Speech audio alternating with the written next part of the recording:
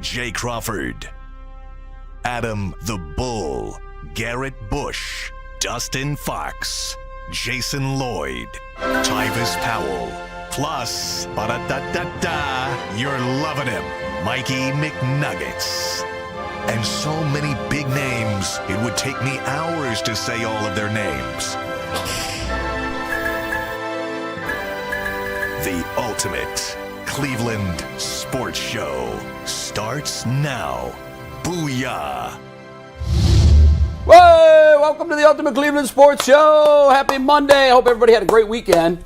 Finally had a little bit of nice weather. I mean, it wasn't a beautiful weekend, but it was okay yesterday. It was cold as heck on Saturday was awful.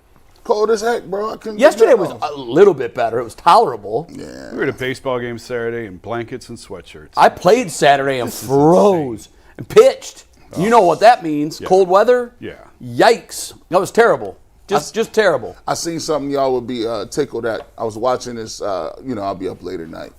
I was watching this, it wasn't even a documentary. It's these two dads that was like engineers, and they put together a manual baseball automatic bat turner something. So they created an artificial batter with a metal bat and a propeller. And the propeller was going at Mach speeds, right? And they wanted to make a machine that hit the furthest home run ever. Oh, I see. So they put it in a box at home plate. Right. And what was the bat speed? Do you remember? Oh, it was over 100 probably. No, the bat speed was like you know how you have a helicopter. It was like a propeller. It was like it was two bats on the side. Put two L screens in front of the pitcher. He had an iron rig in front of the screen to protect him. And they were pitching it, and they were like, "Okay, can we get the trajectory right?" So they would pitch it. The bat was spinning so fast that when it hit the baseball, it dented the bat. The metal bat. Wow. Crushed the metal bat. How far did it go? 780-something feet.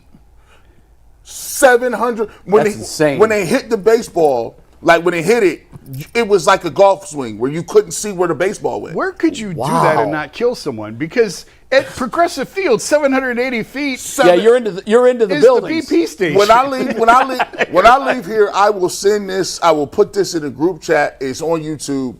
That sounds phenomenal. It's like these people. Shout out to them because there's some regular people, but they're really really smart. And they were talking about how the longest home run is like 535 something by a minor league guy. I think Mickey Mantle has the longest one hit in the majors ever recorded. Anyhow. Somebody said it's Babe Ruth and Mickey Mantle, and then somebody said there's a minor league guy who hit a home run that was 500 something feet, which is the longest recorded. But this machine that they put up, this was wild. I know I've mentioned this before, but when they had All-Star Weekend here, baseball obviously, they had the high school kids come in for the home run derby with the aluminum bats. Yeah. And it was like a meteor shower. High school kids peppering the scoreboard. Scoreboard? Yeah. I was standing out there like, God, jeez. It's unbelievable. Now imagine giving Aaron Judge an aluminum bat. I would love to watch it. I've talked about this before. I was at Phillies spring training one year in Clearwater, and somebody gave Jim Thome an aluminum bat. And where the facility is, 19, it's like a super highway. It runs through Clearwater. It's got like 8 lanes, something like that. It's probably 100 feet behind the home run fence, maybe even further. He was putting them out on 19. They said, you got to stop. Was that like in the 90s? It would have been, late 90s. Because they were red hot. Those aluminum those bats were sick. So, I used to hit with balls that I thought were like can of corns, and I played on a field that was 335 down the line, and they would routinely get out. You're like, I missed it. They didn't even hit it. These Eastons and these thumpers and these random back then, you could get jammed, you could get fooled, you could hit it on the end of the bat, and the ball just keeps carrying. Well, they were -5s, was what I used a 34-inch 29 ounce. drop 5. It's like swinging a wiffle ball bat. 29 and your bat speed was just ridiculous. And here's the craziest thing of all. I pitched in this was in Florida. I pitched in that league for what would be 5 seasons, but it was 5 years, and we never stopped. We played spring ball, summer ball, fall ball. Yeah. There's only 1 month in the calendar year where we didn't have games.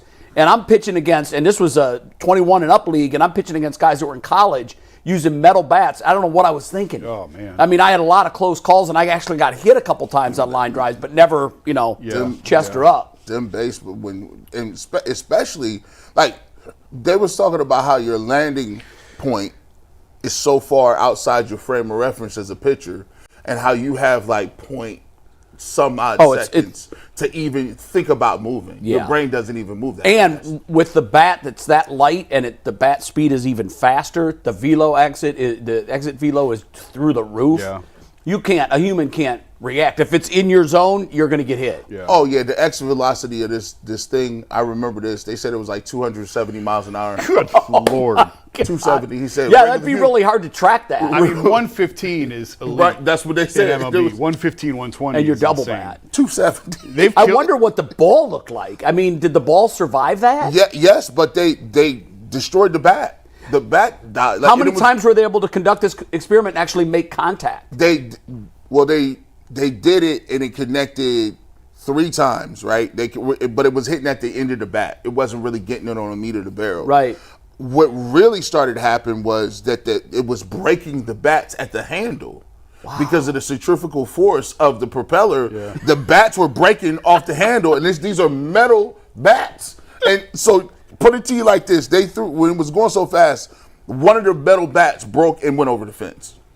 Wow. The broken part of the bat? The broken part of the bat went over the fence. Oh my God. Yeah, you got to send that to us. Yeah, I gotta send it to you. That sounds awesome, man. I gotta Broken send part it of to an you. aluminum bat with that exit velo could kill a human being. Oh, but if it hit them, yeah. It would impale them through the chest. Decapitate them, whatever. I mean, depending on where they were hit, you wouldn't have a chance to survive. I've seen metal bats broken before. I've never broken one, but I've seen metal bats actually break, and that's something to see. Yeah, but the barrel of the bat didn't fly over the fence. This thing was going. It looked like a helicopter was at home plate. That's how fast it was moving. Wow. Jeez. I love engineer stuff I like do that. too. It's so cool. I was like, man, 700 some feet. It was wild. You couldn't even. They had to slow it down because you couldn't see where the baseball went. Did they use like a TrackMan, like the golf TrackMan, to follow the flight of the ball? It went over like this. This field was like something off the Field of Dreams. There was a fence, a railroad track, and then a bunch of fields. Well, that's what I'm behind it. saying. And you that's where they have hit to. it. Yeah, you'd have to play. You'd have to do it where you weren't going to kill somebody. You have to do this at Yellowstone. They had the space, and when it hit the. I've never seen a baseball disappear like that. Wow. Off the crack of a bat. That's I'll show insane. it to you. You gonna. This is something you're gonna show your buddies. You're gonna be like, man, let me show you this stuff. G. Bush showed me this. This is wild. Yeah, it's gonna be crazy. Aaron Judge, the way he hits a ball, he hit one the other night. It was 450 straightaway center. And I think Schwarber hits the biggest bombs in baseball he hits right now. mammoth home runs. Jim Thome hit moonshot home runs. Yep. He's the only dude I remember even trifling and flirting with that deck in right field. Oh, Jim he Thome, hit the second deck. he used to hit it it into the plaza. regularly. Yeah, because his swing was beautiful, man. Oh my goodness, Yep. just beautiful. Man, I wish we had a player of his caliber to go along with Hosey right now, because that's really what's missing. We're going to talk Guardians. We're going to talk Browns. We're going to talk potential Cavs trades. I got to tell you, I put about 4 seconds of thought into your text. I was seeing it in the note. I'm like, because there's somebody set odds on DG the odds trades. are not the big part. There's a name I'm going to throw out. Yeah, I figured there must be there must be somebody on Orlando that they think is a doable deal, because didn't they have the best odds to make the trade? Started from Chris Fedor and something he threw out last week. Yeah, I remember that too. And I'll tell you, little teaser, the answer to the Cavs' issues is not a player on the Orlando Magic. We'll get to who that player may be if the Cavs mix it up. But we got a big. Do we want to really quickly give who we think is going to win the NBA Finals? Just real quickly. I think it's going to be okay. I think it's OKC also. Yeah. OKC. Okay, but they're minus 850 favorites. I'll give it to oh you. wow, it's that big. It's the biggest line in the NBA did Finals. say that. But Indy's been dissed by everybody, and they just keep proving doubters wrong. Jason said 2 years ago, I give him credit for it. He said, yeah, a couple years you guys laugh right now. It's going to be OKC. And not just I this say year. OKC Cavs. Yeah, you say OKC Yeah. Cavs. Actually, there was a time I thought it was going to be Memphis Cleveland. Yeah, in a few OKC. years, That and was Memphis 2 kinda years fell ago. off. And I'm like, dang. And you foreshadowed this. He said, you know what the crazy part about it is? They got 1,000 number 1 picks too. Oh. They're not going anywhere. They're not going anywhere. It's It's funny, in the league's effort to stop a dynasty, They may have backdoor created one. Yeah. Well, we got to see if OKC's owners. Yeah, they got to win one to first. Keep them together, and they have to win. But Shoot, they we'll can let get them to some walk and NBA just draft stuff. the next one, and then the next one, and then the next one, and then the next one. Because they can draft. If anyone Wow. could do it, it's Sam Presti. So He's we'll a get to that in a genius. little bit, but we start with some Browns after a quick word from LinkedIn Talent Solutions. As a small business owner, your work doesn't end when the clock hits 5. Your business is always on your mind, which means when it's time to hire, you need a partner that works just as hard as you do. That's where LinkedIn Jobs comes in. When you clock out, LinkedIn clocks in. LinkedIn makes it easy to post your job for free, share it with your network, and get qualified candidates all in one place. LinkedIn's new feature can help write job descriptions and then quickly get your job in front of the right people with deep candidate insights. And here's a pro tip. Add the hashtag hiring frame to your profile picture to double your reach to qualified candidates. No wonder 72% of small businesses say LinkedIn helps them find high-quality hires. You can post your job for free at linkedin.com/LockedOnNFL. That is linkedin.com/LockedOnNFL to post your job for free. Terms and conditions apply. So Kevin Stefanski and the Browns are at their annual golf outing this morning. Kevin Stefanski was asked if the OTA rep structure that the media got to see on Wednesday at the open portion of OTAs is the way they've conducted every practice. And to be expected, Stefanski said, no, we have mixed and matched. Steve, don't take the tag board. Tag board has nothing to do with this. Different tag board from Friday. He said they are switching it up. Shedeur Sanders got an 11-on-11 reps. He did not get him back on Wednesday. They're mixing and matching. Who's going first? Who's going second? So the quarterback battle is all continuing to be determined day by day, rep by rep, nothing determined yet. So I wanted to ask this question in the big picture. And we'll start with you, G. What individual trait between these 4 quarterbacks do you think, when it's all said and done, will be the determining factor in what Kevin Stefanski wants from his starting quarterback? What trait? If I'm going to break it down, I would say the physical trait is this. Can you hit intermediate passes? When I watched the Cleveland Browns last year, we had an issue. Deshaun Watson's issue was, when you talk about the 15 to 25-yard pass that you need to throw, and you need to throw it when people don't look like they're open, you need to throw it with anticipation. You need to be able to throw it, when you got a lot of people barreling down on you. That wasn't something that was able to be done. And for me, I look at this in the quarterback competition right now. They're doing, stuff in the offseason, and ain't nobody around. And, it's just regular throws and, throw and catch, pitch and catch stuff. But when you get to the fall camp, you're going to start to see guys working in their 7-on-7, guys, especially with the good on goods with other teams in the camps and different things like that. And you're playing different teams. You're going to have guys jumping around and moving around, running their defenses and their stuff. Can you hit the intermediate 15 to 25-yard pass consistently? No one's going to win checking the ball down and taking it what the defense gives them and, throwing to the backside of the backfield. That look cute. That's cool. But in games where you have to win for your offense to move the ball downfield, you have to be able to hit that pass. And the second thing is this. Who can do that and protect the football? Like, we saw Jameis Winston be able to do that. We've seen Joe Flacco be able to do that. But also those guys have shown you a propensity to throw the ball to the other team or not protect the football or take sacks. So it's a combination of both. It's a risk reward thing. Can you hit those larger chunk plays, but at the same time, can you keep the football clean and you don't turn the ball over? And then I think the last key is just, who has a better grasp on the offense and what they want to do? Who has a better grasp on what it is their objective is, play in and play out? The objective is not the same on every single play. Obviously, Kevin Stefanski will be letting them know, hey, this is what we're trying to get done on this play. Can you accomplish those things inside the structure of the offense? And I think the person who's able to do that against competition will probably win the competition. I think right now, if you ask me who has a leg up, it's Joe Flacco because he knows it. Joe Flacco because he has a really, really good arm. But the thing that Joe Flacco may not have, or also has that other people may not have, Joe has a propensity to turn the football over as well. So I think right now it would be Joe Flacco. But Those are the three things I think that'll win the job.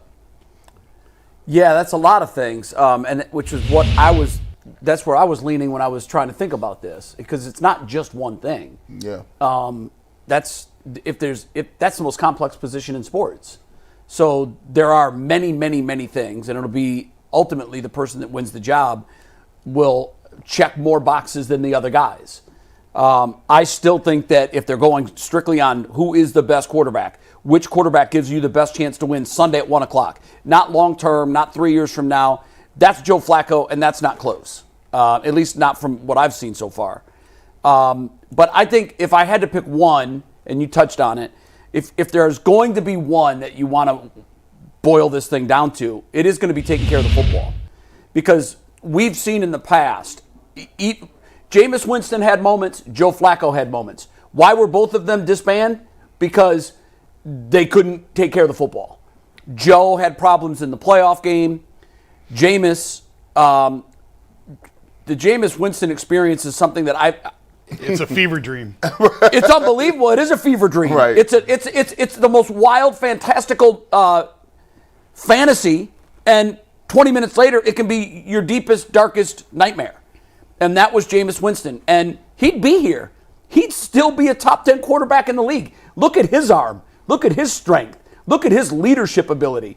Why is Jameis Winston where Jameis Winston is? Because he can't take care of the football. Yep. And we know the one thing that drives Kevin Stefanski more than anything, most head coaches, can't give the ball away for free, especially when you're offensively challenged. You have to maximize every offensive possession you get. The last thing you want to do is take 3 possessions in an average game and just give it to the other team. Yeah. So I think the quarterback that shows, and I don't know how this is going to play out because I'm still not sure how. I think we're going to see the quarterback plays, the way they play the quarterbacks in the preseason will be unlike anything we've seen from Kevin Stefanski so far. I don't think we need to see Joe Flacco in the preseason. He is what he is, and I want to keep him in glass. I don't want him taking unnecessary hits. But these other 3 guys in the preseason are going to play. They're hopefully going to play a lot. And the one that turns the ball over the least, I think has the best chance if it's not Joe Flacco. This is an impossible question to answer. It is. Are you talking week 1? Are we talking week 1? I think it was to win the job. To win the job, yeah. Listen, it's June 2nd, and we have 2 hours to fill in a quarterback competition. I hear you. Unwavering. I didn't mean that as a shot at you. It is. It's just a very difficult question because it's a complex position. And I did think we'd all have 4 different answers, by the way. And so far, we're 2 in the same vein. But Jason, I'm curious where you go. Well, I mean, I agree. Joe Flacco gives them the best chance to win. Yet I told you when I came back from Indy, Wednesday from OTAs, I watched Joe throw it. Like, whoo, yeah, he can still spin it. He's the best one out here in terms of arm strength, being able to throw it. But yeah, I mean, taking care of the football is paramount, and that's the one thing that he struggles with as well. So I still think. I mean, listen, it's May, it's June. I still think Kenny Pickett is the leader. But that doesn't mean Joe Flacco can't catch him or one of these rookies can't catch him. But you're going to make me pick one trade. It's going to be decision-making, and you can say that however you want. You can take that into turnovers. You can take that into throwing to the open guy, whatever. But to me, it's decision-making is the most important trait, the way that Stefanski builds the offense. Which leads into turnovers, really, decision-making. Absolutely. And I think Tommy Reese and Kevin sort of see it the same way. And what am I missing that I'm so blown away to hear someone of your ilk and your caliber of reporting? What am I missing when I hear guys like you say, "Oh, this is Kenny Pickett"? Well, almost as if we're talking about this is. But again, it's June. Like we still I know, but like, what have you seen? Because Kenny doesn't turn it over as much as the other guys. It goes right back to what we were just talking about. I mean, what is his turnover ratio for his career? Bull and I had a knockdown drag out over this earlier. Because when I think of Kenny Pickett, without looking at the numbers, I think meh. I just think, I think he turns it over a lot. And I mean, listen, he doesn't have a staggering number of touchdowns. No. Not at all. His touchdown to turnover ratio is horrific. His turnover what is it? Played just out of curiosity. See, these are 2 different things, so give them both. Yeah, it is. So his touchdown to interception ratio, are you ready? Because it's disgusting. Yeah. It's 15 to 14 in his career. Okay. 15 touchdowns, 14 turnovers. And that's why I kind of look at it and say, wow, he's better but than. He's played 30 games and has 14 interceptions. His turnover ratio, we went through the list because Bull's like, he turns it over all the time. And I said, no, he doesn't. And it was basically in the ilk of like Mahomes in terms of turnovers. Percentage. That's the only time Kenny Pickett and Patrick Mahomes can be compared to each other. Well, it's once every other game. A pick. If he's played 30 games, started 30 games, he's played 14. Thrown 14 he has a interceptions. 1.8 interception rate, which ranks right among, it was top 10. That's very good. He hasn't turned the ball over, but he also But he's not giving you a lot. He's not giving you a lot of offense on the other side. And of I think that they look at, and again, I don't want to make it sound like I'm stumping for Kenny Pickett because I don't think he's going to be a great NFL quarterback. But I think they look at the Steelers' offense and think that was a disaster of a system that he was in. It didn't fit his skills, and I think they look at it and say they can run a better system here. Just telling you how I think they see it. That doesn't mean he's going to win the job. It's June 2nd. Right. If you're asking me who's the leader, I still think it's Kenny. Okay. I think, here's the thing. One thing I'll say is I don't think people should get caught up in being like, so this is my guy, this is what I want, and then people will be like, no, let me tell you why exactly your guy is not the guy, right? The problem with that is they're gonna get a shot. You gonna see it. It's just that we can't wait to see it, right? Right. Everybody has a little money on. Everybody has a horse in the race. Here's the thing: at one point in time, they're gonna have to get in them blocks, and gonna have to go out there and get some live ammunition, and then we gonna see. That's the best thing about football. We're gonna find out. Oh, we're gonna find out. Yeah. You can't hide. Hey, listen, if you like Kenny Pickett can't hide forever. He's gonna have to come out here and show why he's head and shoulders are better than your young guys. Joe Flacco, look, he may be the guy that's in the lead at this moment, but let's not get it twisted. I like Flacco, but I just went back and watched that Texas game in the playoffs, and it was nasty work. They was laughing and joking like, look at this old offense and this old quarterback back here that we about to they was running pick sixes back to the house. That game was over before it started. It was. Now, here's my thing. Now, if you ask me, this would be a travesty, right? And we'll say it now. We'll set it up. If these rookies don't end up playing the most games out of this schedule in this season, I don't know what we're doing. I would have to question what it is that we're doing in our front office and our What if evaluation. it's obvious, as Joe said, we're gonna know early. What if it's obvious right away that neither one of them's it?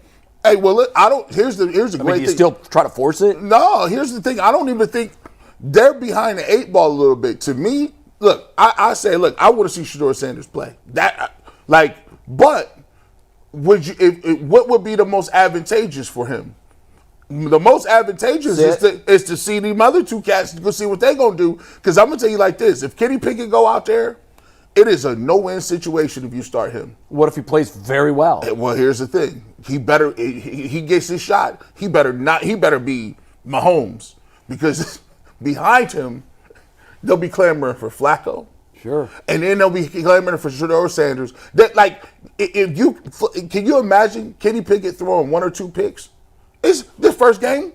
We're gonna have to come in here that first game and say, well, is this the end for Kenny Pickett? People are going to be waiting. I'll have a topic when that happens. G says, is the public pressure enough to force the Browns into a quarterback change? It'll be a week one, week two topic. Is that why we can't have nice things? Yes. There's a lot of reasons why. You said on Friday, and we had to move on. We couldn't really circle back to it, but you said they should sit Shedeur for the year. You can't. I don't think there's any scenario where you can do that. No, I said if Flacco comes out and he's balling, right?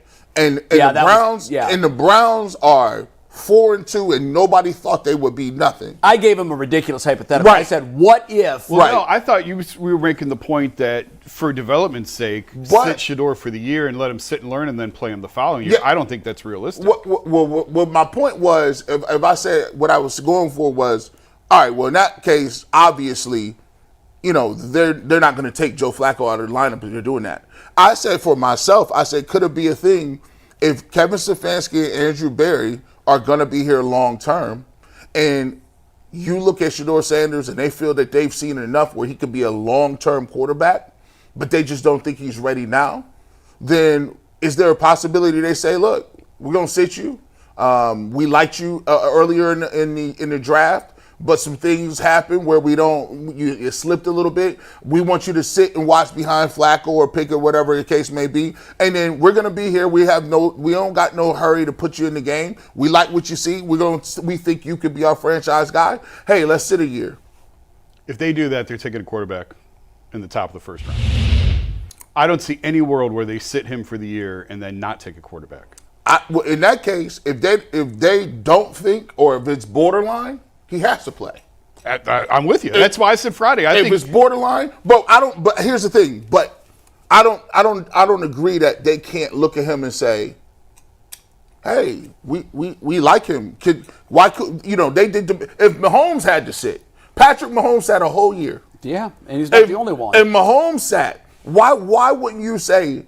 Because for me, I look at Shedeur's tape.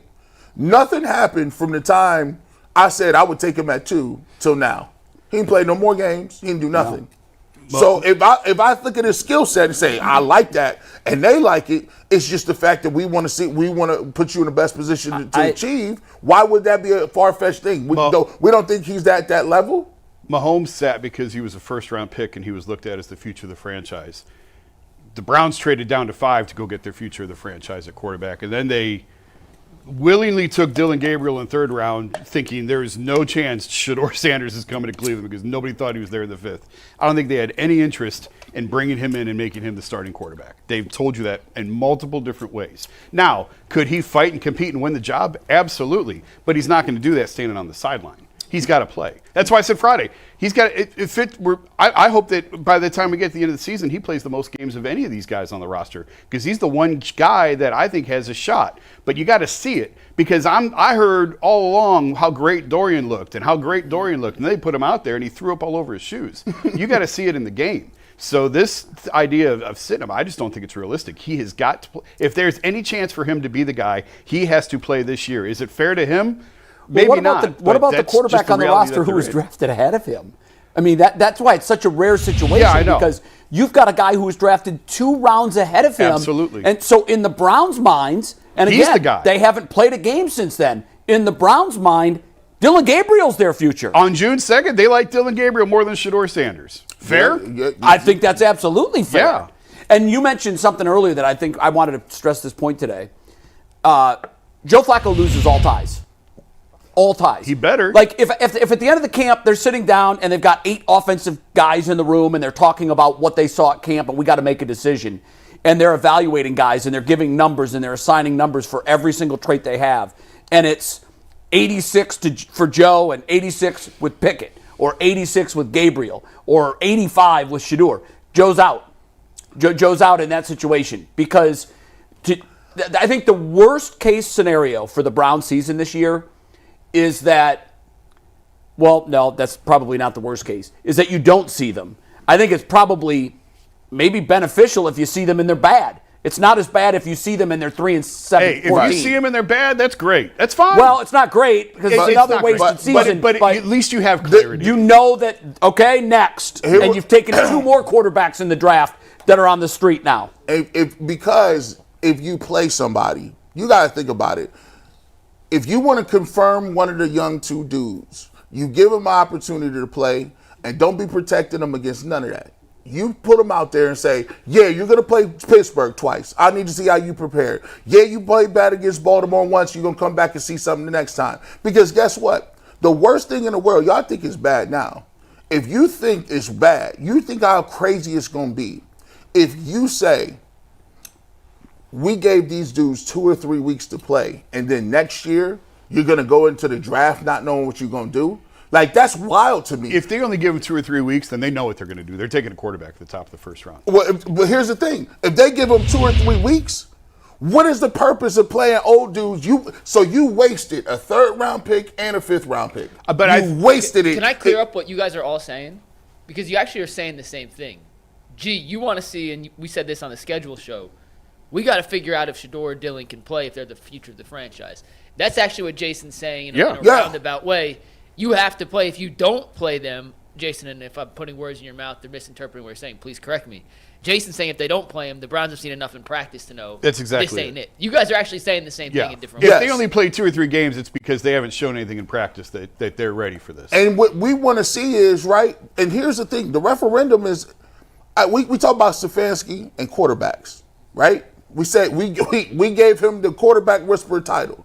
You got 2 of them. You picked them, you took them. Can we see if you can develop them? He's got 4 of them. He got 4 of them. He picked them. Can we see if you can find one? Because guess what? Think about how happy everybody would be if one of the rookies pulled up and they was the guy, and guess what? You saw the intangibles, you saw the throws, and you said, we're just not very good right now. We need weapons, we need receivers. We was in a lot of football games, we was interesting. We won 3 games. You know how excited people will be? You win 3 games, you found your quarterback, and now you got 2 first-round picks. That's awesome. Yep. And you would tell Kevin, and you would say, well, damn it, look at Kevin Stefanski. He's getting a lot out of this rookie. I like this. So I want to see what this combination does moving forward. That feels great.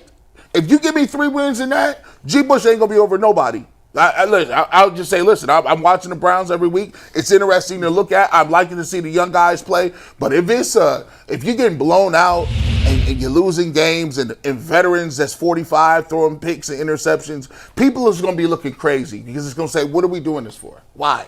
Why are we playing those guys? Yeah, I don't know. It just gives me a headache thinking about it. I'm not kidding. No, Jay's speechless, and that almost it just gives me a headache. And here's why. We've had these discussions for 30 years. Yep. Right. Just like this. Same ones. Yep. Just like, find a quarterback, okay? Find a quarterback. And everything else fixes itself. But now you just think of that's why the names, the jerseys are so funny. And I'm sure you guys saw the tweet. I love this guy. The tweet that had the Pope shirt of all the. It was our guy. Reflog. Reflog. He's so funny. He made a fake shirt with all of the Pope's names on it since the turn of the century. They're like 7 names. That's wild. That's crazy. And then you look at the quarterback jersey for the Browns with all their names on it since they came back.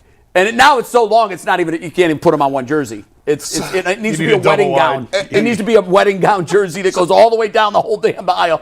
And it's exhausting because I really feel like I'm stuck in Groundhog Day, where I'm waking up every year and it's the same thing over and over and over. And the bright, shiny, diversionary object that's supposed to get us and keep us excited is a dome stadium in Brook Park. It's just like, what kind of alternative universe are we living in? Find a quarterback.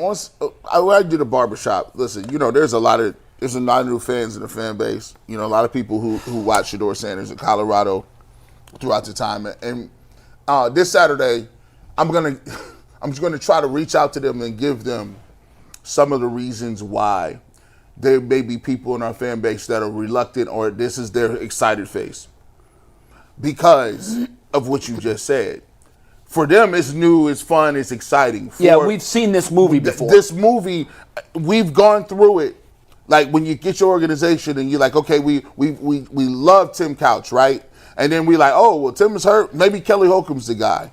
Then we get to a point where we're like, all right, let's draft a young guy and Charlie Fry, who's from the area. That didn't work out. Then you're looking around, let's get Jeff Garcia. He used to be good at once upon a time. Then we get around to the Brady Quinn and Derek Anderson era where Brian Hoyer. The Hoyer, he's a local kid. Then you get Deshaun Kaiser in the second round. Maybe he's the guy. And then you go Johnny Manziel. Johnny Football. There have been people who have put the cape on, who have just sold everything they had in their soul and existence on any one of those said quarterbacks.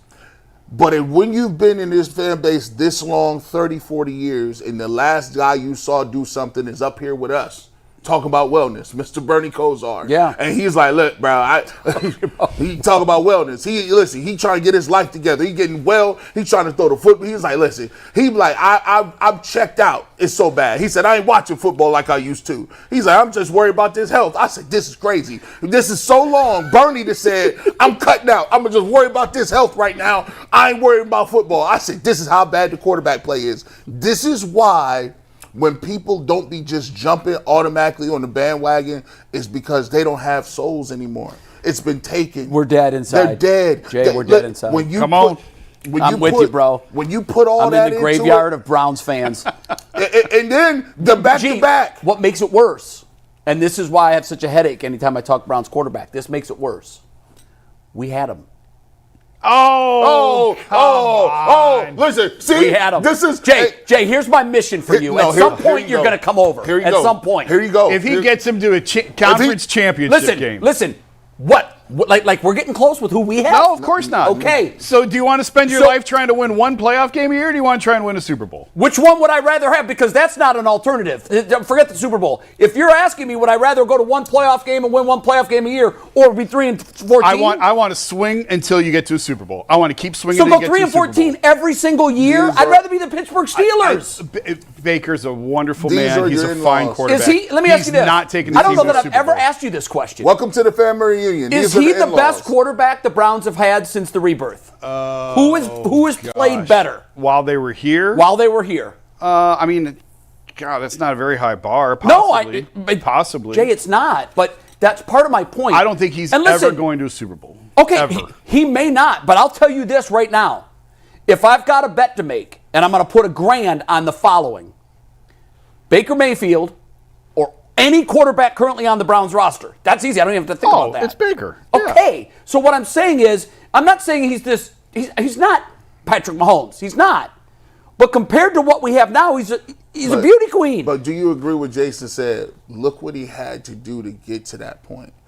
I like him more because of that. Without the adversity, without losing $13 million to his family, without going to the Rams and getting cut, and then going back went to the Panthers. Go to the Rams.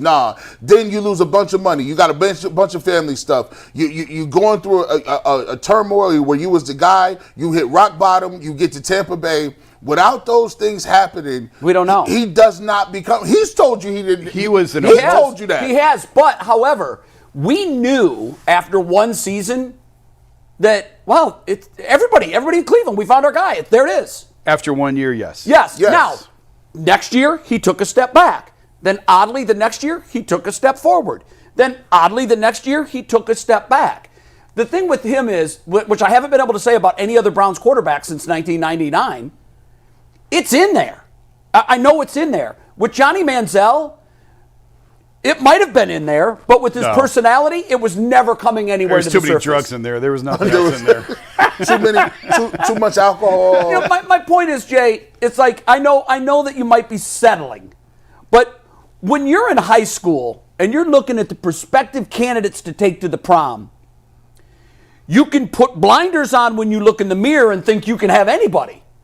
Or you can look in the mirror and say, there's not a whole lot going on there. I don't have a whole lot to offer. These ain't proms. Baker looks pretty good to me at this point. These proms and taking people don't give you these scars. These are marriages. You got divorced from Baker, and your mom still says, whatever happened to that nice girl? You're right. You're right. Then you got married to Deshaun Watson, and then that fell apart. And you got an STD. She brought you home an STD. This is wild. That's wild. This is wild. I hate that felt. That was wild.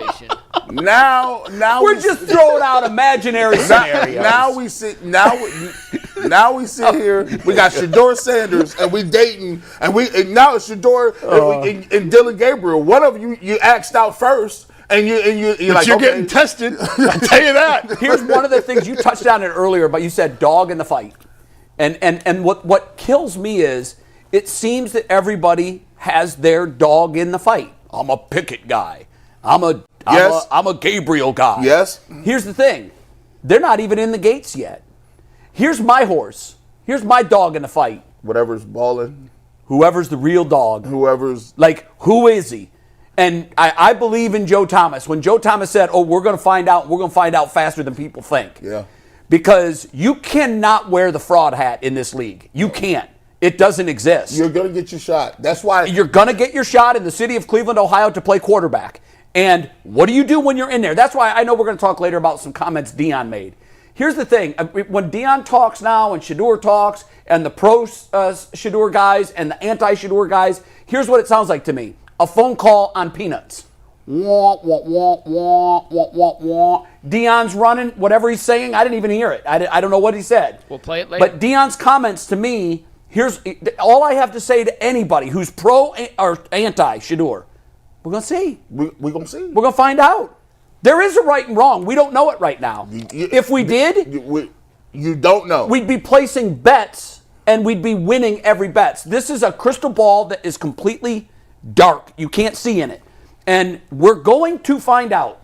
And my dog in the fight is whoever the best dog in the fight is. Love the competition. I love it. I like that part of it. I love it. Well, let's move on to our next topic to make sure we have time to get to those comments from Deion later in the show. We're going to talk some guards, guys, after a quick word from FanDuel. The NBA playoffs are still going on. The NBA Finals tips off on Thursday night. Every night delivers highlight-worthy performances, major momentum shifts, and can't-miss moments, whether it's a game-winning shot or a breakout player. There's never been a better time to get in on the action. FanDuel makes it easy to stay in the game before tip-off and live with player props, performance trends, same-game parlays. Fans have more ways than ever to play smart and win big. If you're new to FanDuel, it's the perfect time to sign up. Head to FanDuel.com/UCSS and place your first $5 bet. If it wins, you get $200 in bonus bets. Make every moment more with FanDuel, the official sports betting partner of the NBA. But we start in Major League Baseball, where Gavin Williams threw an absolute gem yesterday. Finally. To take down the Los Angeles Angels, taking 2 of 3 in the weekend series against L.A. Jason, it's been a roller coaster ride for Gavin Williams. A good start, a bad start. A good start, a bad start. But what'd you like last night from his best start of the season? Good command of the strike zone. Obviously, 6 strikeouts. I don't think that's a season high for him. But I don't think so either. But obviously, some swing and miss stuff there. It's in there. It's clearly in there. He tweaked with some mechanical stuff last year, and I think he'll get there. It's taken longer than we thought. I was expecting like a sort of a monster year from him, and that hasn't been the case, but he hasn't been terrible. I think he kind of at times goes through what Bybee went through, where he just messing around and not putting guys away, and the pitch count creeps up on him sometimes and gets in the way. But I've always been high on him. I like him a lot. I think he's going to get there eventually, and hopefully yesterday was another step in that direction. Here's a stat that Major League Baseball doesn't keep to the best of my knowledge, and they should. And I keep it for myself. It's pitches per out. And the reason I started keeping it was because when I got older and I started with arm troubles, I tried to follow some sort of science in the way of pitch count. And here's what I learned. When I started tracking that, it gave me a baseline number of how many pitches am I spending to get an out. And to give you an idea of how that works, most complete game no-hitters are around 100 pitches. So if you do the simple math, you're actually at just below 4 pitches per out. The reason I think there's value in that is because, and I've charted mine for 10 years, and I can just tell you, when I am at my best and my stuff is at its best, I am around 3 to 4 pitches per out. Saturday, my first inning, I threw 14 pitches. And I thought, okay, that's in a good area. It was cold. It was different. And I thought, it's more than I want. It's, it's upwards of 5 pitches per out. There's another way you can do it is per at bat. But I like to do it per out because it really tells you how deep you're going to go into a game. And I know after one inning, by looking at that number, it tells me what's working and what's not. And you've got to start leaning more heavily on the stuff that works. First of all, I didn't give up a first pitch home run. That's a win. He is the master of getting to 100 pitches with 4 2/3. Yeah, I know. It's not helping the club. Even if you're, and it's not this way, even if it's 4 2/3 scoreless, which rarely is it if you're throwing that many pitches. But you're taxing your bullpen. You're unnecessarily taxing your bullpen when you're doing that. You're a frontline starter. Correct me. He's a front of the rotation guy, right? Yeah. And Stephen Vogt needs him to go into the 7th inning. He doesn't need him to, I mean, nobody goes to 7th. I'd be ecstatic with 6. Not anymore. They don't. Yeah. But yeah, I'd be excited. Get me through 6. Yeah. That's 18 outs, Jay. Yeah. That's 18 outs. Yeah. There's no reason why a guy with his stuff, and he has A-plus stuff. He has ace quality stuff. When I just watch him pitch, I'm like, God, why is the record what it is? Yeah. What's his ERA? I think it's just now under 4.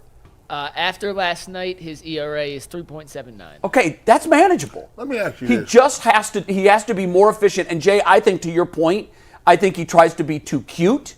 They're obsessed with strikeouts. Everybody's obsessed with strikeouts. I know, and I just, you know what the best at bat in the world is? A first pitch ground ball out. Yeah. Wait. Like I throw to that. Like get me that out with one pitch. That's a win because now if for every hitter you strike out, you're throwing at least 3 pitches. So if you're a high strikeout guy, you always have a high pitch count. When he pitches and gets ahead in the count, right? When he's up in the count, 1-2. Next thing you know, it's full. he has dominant stuff when he gets ahead in the count. Why is it that it seems like he's consistently something when he's pitching back, he's always battling with this high pitch count? Can you teach people to get it ahead in the count and to get up early, or is that just something that people have a knack to do? Right? Like, is that? It's almost like, yeah, it sounds good that you want to get ahead in the count, but is that something that good pitchers just know how to do, or is it something that he's you could work on? I just think it's throw strikes. That's what it is. And I do think hitters today are more prone. They're more capable of just foul it off. They are. Flick it off. And their knowledge of the strike zone is great too. Yes. And that's all advanced scouting. So you go from 1-2 to 2-2, but it took you 4 pitches to get to 2-2 because he fouled off 3 of them. Yeah. Something like that. And I feel like the Yankees back in the day, Yankees and Red Sox were grind really out good. at bats. Yes. And all of the a Derek sudden, Jeter years. Yeah. Those guys that hit 5 foul balls and then ding you over for a double. All of a sudden you look up, you're in the 4th inning, you've thrown 78 pitches. You're like, well, how is that possible? Well, it's because they fouled off 14, 15. They just keep flicking. You can hit your spot, and these hitters are good enough to just flick it off. Yeah. And wait for something else. So, but that's why I just think a lot of pitchers today are obsessed with strikeouts. A lot of pitchers now have more strikeouts per innings pitched that never used to be back in the day. Only the elite guys. That was exceptional back in the day. Absolutely. If you threw 200 innings and got 200 Ks, you were leading the league. Yeah, and now it's common for now. If you don't, they're like, what's the matter with you? Why can't you strike guys out? Yeah. I just think we've swung too much into the strikeouts. I'd much prefer to see 8-pitch innings, pitch to contact occasionally, and not all the time. But you're at the bottom of the order, man. Let them put it in play. Yeah, hit it. You got 8 guys behind you. Let them make the plays. And I think when he gets that, and to answer your basic question is, can you teach a guy that? A guy can get better at that. I think that's why I think stats are great because it gives you a bar, a baseline. What's the average? What's the league average? Well, if they kept that stat, pitches per out recorded, if they kept that stat, I would tell you right now that Gavin Williams would be near the bottom of the league. And that's an efficiency stat. And the reason that's so important is because we're treating these guys like they're all children. We got to be very, very, very, very careful. So the one thing I would want to know on my pitcher is his efficiency. How efficient is he? And if he's not, there are things that you can do, both calling the game and a mindset as the pitcher. I think that has a lot to do with it. Jay, I don't know if you and I talked about this. I had a conversation with someone off the air about this, and I've talked to Gavin Williams once or twice. I don't know him. I have no idea. He seems like a fine guy, and he's very dedicated to his craft. But the one thing that I always, when I talk to other pitchers, the one thing that I want to know about is, what's your mindset? Hitter 1, when you start a game, what's your mindset? Some guys look at it as it's a pixel, it's a portrait, and you're putting in one puzzle piece at a time. I just look at my goal every time is to go 27 outs. I want a complete game. No matter what. And now that's a high, very, very high and unattainable bar at my age. But It's still always my bar. And to be perfectly honest, I start every game the same way. They're not getting a hit to me. They're not getting a hit off me today. And now when you give up that first hit, you got to shift your mindset and say, okay, they're not getting a run off of me today. But to me, it's a mental battle. It's a lot like playing golf. As I've aged and become more mentally mature, my approach to the sport of golf is completely different. When I was young, I'm going to rip the cover off the ball. Tarzan. I'm going to see how far I can hit it. And then I realized, wow, it's not the guy that hits it the farthest. It's the guy that hits it the fewest. And then you manage the course differently. And pitchers can do that too. And hitters can do that. A lot of times a hitter can change his plate discipline approach. You know, instead of looking at the at-bat as the game, each pitch is the game. Have you found, to me, Gavin Williams seems like he's like one of the most frustrating pitchers because he reminds me kind of like Jared Wright. Like when Jared Wright was supposed to be, like I'm thinking Jared Wright was supposed to be that dude. Like he was good. He was really pretty good. But he was supposed to be great. But he was supposed to be, oh no, we finally got one of those guys, a power pitcher, dominant, 3 pitches. Gavin Williams, to me, when I look at him, he's 6'6". Yeah. And he's just that big and that imposing.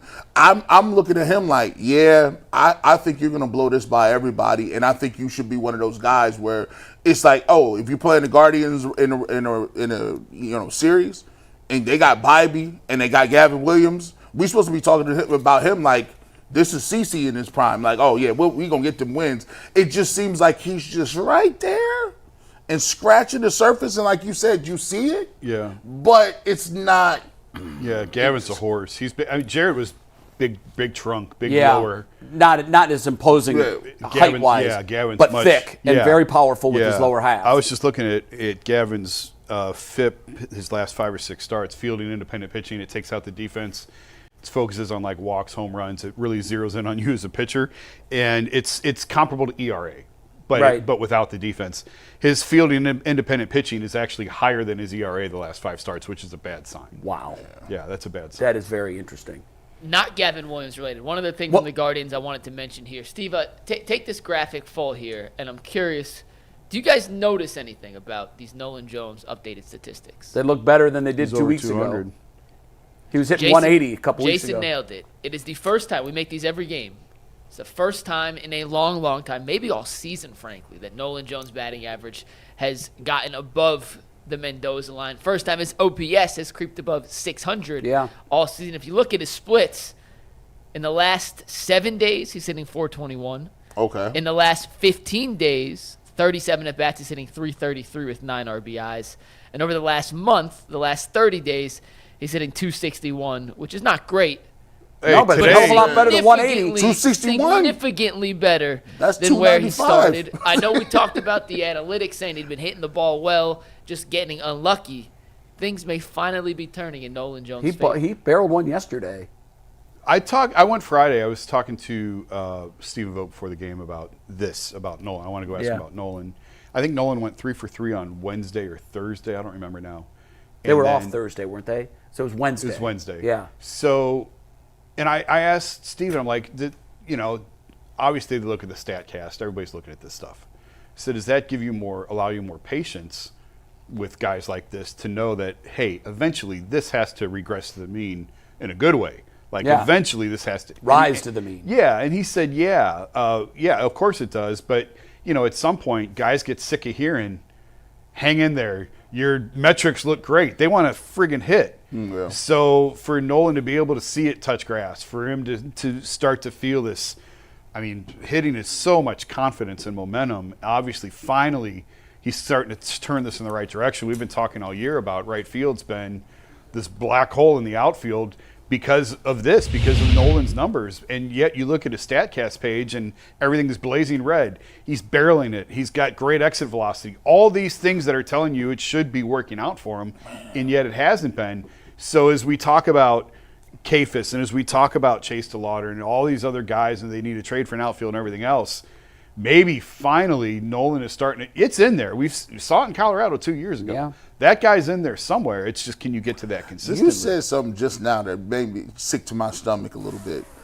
Out of all the things, we watched the Cleveland Cavaliers and we talked about how tough it is mentally for people to continue to play hard when you're missing shots. Mm-hmm. There is nothing worse in life. I'm trying to tell people, if you are in a tremendous slump and you play baseball, it wrecks your life. If you're not hitting the baseball, and it permeates. You go to sleep thinking about, I just missed that pitch. When you hit a ball hard, you just pull it foul. You hit a line drive right at somebody. Yeah. You know, it's a cold weather game. You thought you hit it all. You got everything. It's a warning track allowed out. That stuff, you thinking about it in school. You thinking about moving around. You even find yourself watching other teams and other games on TV just to see, like, am I missing something like that could translate to your game? And it's hard when you miss, like you're saying, you're batting under one something. You've been balling out before. You see it on that scoreboard every day. And it's your job, G. We were young and we were students, or we were, he goes to work and he works on this every day. And there are games. So you cannot escape it. There are games every day. You can't, there's nowhere to hide. You can't hide. And you're in the outfield. You're like, listen, I can't even make up for it out here. What if you're in right field? You're like, I haven't got a ball all inning. I'm just, and think about if you're a DH. That's all you do. And then you're soft tossing, the batting coach is working on some stuff. You done change your swing 4 times. But when you on, you go up there with all the confidence in the world and be like, listen, it don't matter what I can do. I could be up here in church shoes and sandals, and I can hit the ball hard anywhere I want to. Yeah, it comes and goes. Sometimes it looks like a beach ball, and sometimes it looks like a pebble. And when it's a pebble, it's devastating. It's frustrating, man. No, it is frustrating. Yeah. And it's his job, and he's had success in the major league, so he doesn't have to wonder, can I do this? Yeah. He has to wonder, why am I not doing this? Yeah. And that, it might be worse than the can I, because you're asking every single thing. Am I moving my head? I saw 2 hitting videos this weekend. I laughed so hard because they were almost in succession. One of them was, stay inside the phone booth. That's the big catchphrase now. Keep your shoulders and your head still. Don't move them. Then I saw another one this morning. It said, don't be afraid to move your head. If you're coming at the ball, it's okay if your head comes off its plane and out of the phone booth. If it comes this way, as long as your power and everything is coming this way. So it's like, there's no manual for this. If there was, you'd be a major leaguer, and you'd be a major leaguer, and I'd be one, and everybody would. Yep. Tyvis could hit a ball if there was a manual for this. Tyvis might even be able to hit it. All right, we're going to move on to our next topic, guys. We'll get back to a little more Guardians later in the show. But today's episode of the Ultimate Cleveland Sports Show is brought to you by Epicor. Every team knows the value of hard work, of taking pride in what you build, in practicing every detail to get the best results. But no one player, no matter how amazing, can do it all alone. Working together makes getting the win easier. At Epicor, the all-stars are the hardworking manufacturers and distributors who create and deliver the things we all need, from aerospace to electrical to medical devices. From small businesses with big dreams to growing enterprises with global visions, we'll equip you with the right tools to move forward, think ahead, and lead the way, because as the clock ticks down, you need to make the most out of every hardworking minute. Easier doesn't cut corners, easier finds the lane. Discover your success at easierwithepicor.com. Jay, I've made it a personal goal of mine that every time you're on the show to find a PFF ranking I know you throw have. into the show, because I know how much you love PFF rankings. But I did think this one was interesting. And before I show you the most current ranking, I want to tell you what it is and where the Browns started. PFF ranked every roster in the NFL 1 to 32, taking in a variety of different factors. They said if there was a tie, they reverted back to their overall PFF grades for position by position to determine any ties. There was not a tie with the Browns, just so we're all clear, but that is how they did some of this determination. When Andrew Berry took over the Browns, and shout out to Ben Axelrod, former WKYC person, for pointing this out to me, but when Andrew Berry took over the Browns were 11th in PFF's overall roster rankings heading into that season. They released their top 32 this season, and I'll show you the first 6 teams up on the list. In order, the Eagles, according to PFF, have the best roster in football, followed by the Ravens, the Lions, the Chiefs, the Bills, the Rams. No big issue. We could disagree on an order, whatnot, but pretty much those are 6 of the best teams in football. They have 6 of the best rosters. That's the top 6. Let's look at the bottom 6 now. 27, the Giants. 28, the Jets. 29, the Panthers. How'd the Titans get 30 and 30? Because 30 is supposed to be the New Orleans Saints, and I copy and pasted. Oh, okay. 31 is the Titans. And, they suck so bad they're 30 and 31. 32 is the Browns. They're still better than the Browns. 30 is the Saints. I apologize. That is me being in a rush this morning. So they started when Andrew Berry took over the team at number 11. No. In the most recent iteration, entering the 2025 season, they have fallen down to number 32. Do you guys have any issue or any disagreement with PFF and look at the overall rosters, thinking the Browns are the worst of the worst this year? Well, normally PFF's dead to me. I'm with you. I think PFF is. I think PFF is lost. I think they get some of the guys right, but then I look at some of the players' numbers, and I don't know what they're watching. And I know they've got former players and scouts and coaching and all that, whatever their complicated formula is. But in this particular thing, when I got this last night and I started thinking about this topic, the first thing I said was, okay, let's start a quarterback, because that's the most important position in the sport. They've got 4, and we don't know much about any of them except for Joe Flacco was good once and is old now. So I'm not giving him any points at quarterback. Who's our best running back? I don't know. Who's our best wide receiver? It's probably Judy, but is he really a wide receiver 1? I did this with Tyvis. We was on the barbershop, and we did a blind test. I took the list of the top 32. PFF had their rankings out, and I put Jerry Jeudy in the mix. Yeah. Tyvis had him as a tier 2. Who do they have offensively that's a top 5 player at their position? Top 10 player? Jerry Jeudy's not. Maybe Njoku? Jerry Jeudy's not even top 32. They don't have him. That's why I said maybe he's a wide receiver 1. Maybe. Yeah. I don't think he is, but, I mean, he's our wide receiver 1, so I guess he has to be. But when you start looking at it that way, I'm fine with them being 32.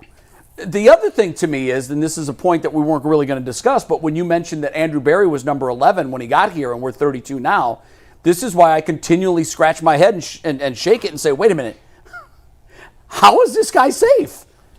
In what universe is this job performance acceptable? Yeah, it's and that's why I will continue to say that, because he has the wheel in his hands. And if we were a bus, we're not driving to the Super Bowl, we've gone over the cliff. And so I don't understand in what universe anybody can look at that and say, he's good. Yeah, he's good. He's not in any jeopardy whatsoever. Okay, then you accept not mediocrity. And you accept and reward and continue to employ clearly a below average effort. This is why people, they say, G. Bush, what are you talking about? This is why I say, if you're going to be 32 in talent, I need to see all rookies playing. This Mason Graham, I'm telling you again, Jim Schwartz, this should be a directive from the ownership. There's no way he's rotating. If you got Mike Hall and Mason Graham, they better be your starting defensive tackles day one. Not debatable. I think that's going to be the case. Schlesinger, the linebacker, starter. Yeah. Harold Fannin Jr. better be in packages day one, and Junkins is your number 1 running back. This is what the mandate should be. And sooner or later, there should be a rookie starting quarterback for the Cleveland Browns. If you're going to be 32 and you're going to have an older roster and you're going to have the worst talented team in the league, why are you not playing? The only way, you saving your job is if you find the multiple people that you say, I got a starter here, this guy was all pro, this guy was at least all rookie, this guy was rotating in, this guy. They need to be playing these young dudes. I don't know why, why would young dudes not be playing on this roster? I feel like people are finally coming to my birthday party. I've been sitting here bowling by myself, drinking punch, eating cake, just waiting for somebody to show up. Nobody ever shows up. You played the right song. I said, "Oh, what's this song in here?" Nobody ever shows up. I've been saying this since December. So let me ask you to come to my birthday party. In what world is Andrew Berry safe? Well, it's a fair question. It's more than fair, and I think part of it is. Listen, had Deshaun Watson worked out, everything else would look a whole lot better. Probably. That's the largest if in the universe. I hear you. But and the owner finally puts his hand up and says, I'll take the blame for that. And listen, I've said this 100 times. Andrew was the first one in on Deshaun. Andrew really likes Deshaun. Andrew was doing work on Deshaun when he was in Philly. Andrew wanted Deshaun. Kevin wanted Deshaun. Everybody wanted Deshaun. Yep. But I do think there came a point where they're like, we're not at a good point here. And Jimmy said, it's too late now. Like, all cast, no break. We move ahead. And so for that reason, I think they've sort of put his hand up because and take responsibility for it, because if that worked, everything else on this roster looks a whole lot better. Well, The if we're fact 1,000 that it miles didn't- closer to the sun, we're all dead. I hear you. But again, I do think there was a point where the GM and the head coach were like, this is not sustainable. We shouldn't do this. And the owner said, no, we're going to keep going with this. So you can that's a whole other conversation, and you can have that conversation of whether or not he's done a good enough job. You can certainly make the case he has not. But when it comes to this, being dead last, it doesn't matter if they're 32 or if they're 30. If you're the second ugliest person in the bar, does it matter? that doesn't matter to me. You're still not If you're taking below anybody home. 22, everybody in the organization is getting side-eyed. Yeah, everybody. Yeah. At 31, you're going home alone from the bar and you're eating French bread pizza at 2 o'clock in the morning. Burning the roof of your mouth. Burning the roof of your You mouth. know you're burning the roof of your mouth on that because you're drunk. And you don't believe- care that it needs to cool off for 5 minutes. I believe that those moments built the most character in the man. You're right. The French bread pizza going home alone. Yeah. You start to really rethink some things. You really do some Turn on the late night sports center, watching by yourself. soul searching. Like, dude, this ain't got this game. Mouth, skin hanging. just felt in the back of your mouth. But that's where they are. Like, If that's where they are as a if you want to franchise. make the case that they're 31st or 30th, great. Okay. You're still going home alone. What difference does it make? I mean, come on. So I don't get wrapped up in stuff like this. Clearly, they're one of the worst rosters in the NFL. I don't think anyone would question that. I think we had the numbers that I think Vegas has their win total at 3.5 or 5.5. 5.5. 3.5, I thought. Was it 3.5? I don't remember. Mike, I think it's 4.5. 4.5. 4.5. Okay. Split the difference. So How did Joel Bitonio sign up to come back for this? $20 million. I guess, but at some point he's stacking what? millions on top of millions. I haven't had a chance to talk to any of those guys about this, but I thought Joe, was it on our show? Mm-hmm. Where Joe said, you better be sure. Yeah, he did. Because there's once you're out, you can't go back. Yeah. And I thought that probably, if I had to guess, that probably resonated a little bit with Joel, that you better make sure. Yeah. And You're not coming back. And I think Unless you're Joe Flacco. losing messes with your psyche. Like, I'd be willing to wager, like, if you watch and you think about the way your brain is wired and the dopamines, I haven't been losing at that level, but I was on a 1-in-10 team in college. And the rankings come out and it's you and Kent State, and y'all like 117th and 113th in the country. You start really questioning life. You're like, bro, I'm out here working this hard to get this amount of feedback, this amount of kickback, and I'm just doing this. I'm destroying my body. I'm tired. I don't even want to be in meetings. I think when you do that with Joe, and two, the offense last year put everybody into a depression, because I didn't even want to. There's so many games I would do the post. I did every single post game show with McNuggets. Shout out to McNuggets. He's right over there. By the way, Shout out to you too, G. when we used to get on them streams, we used to just be looking at each other like, what we gonna say? Like, we trying to figure out how we gonna get through 30 minutes of it, because it was that nasty. When we got out there against the Cowboys, and Deshaun Watson was throwing the ball and the ball was going out of bounds. They was like 40 yards out of bounds, 40, 45, and I'm like, I thought that this is 4,500 I was asking for. We're not getting any. These balls are not catchable. They're not catchable. Jerry Jeudy and then Amari Cooper checked out. I was like, oh, Amari he never said nothing bad about nobody. That's how nasty it was last year. Is he unsigned, by the way? Yes. No jobs. Yeah. Think about it. Him and Nick Chubb, no jobs yet right now. Washington was the one for me. Washington, I remember it was sometime in October. I went to that game. I booked the ticket like Friday. I remember that. I'm like, this could get ugly.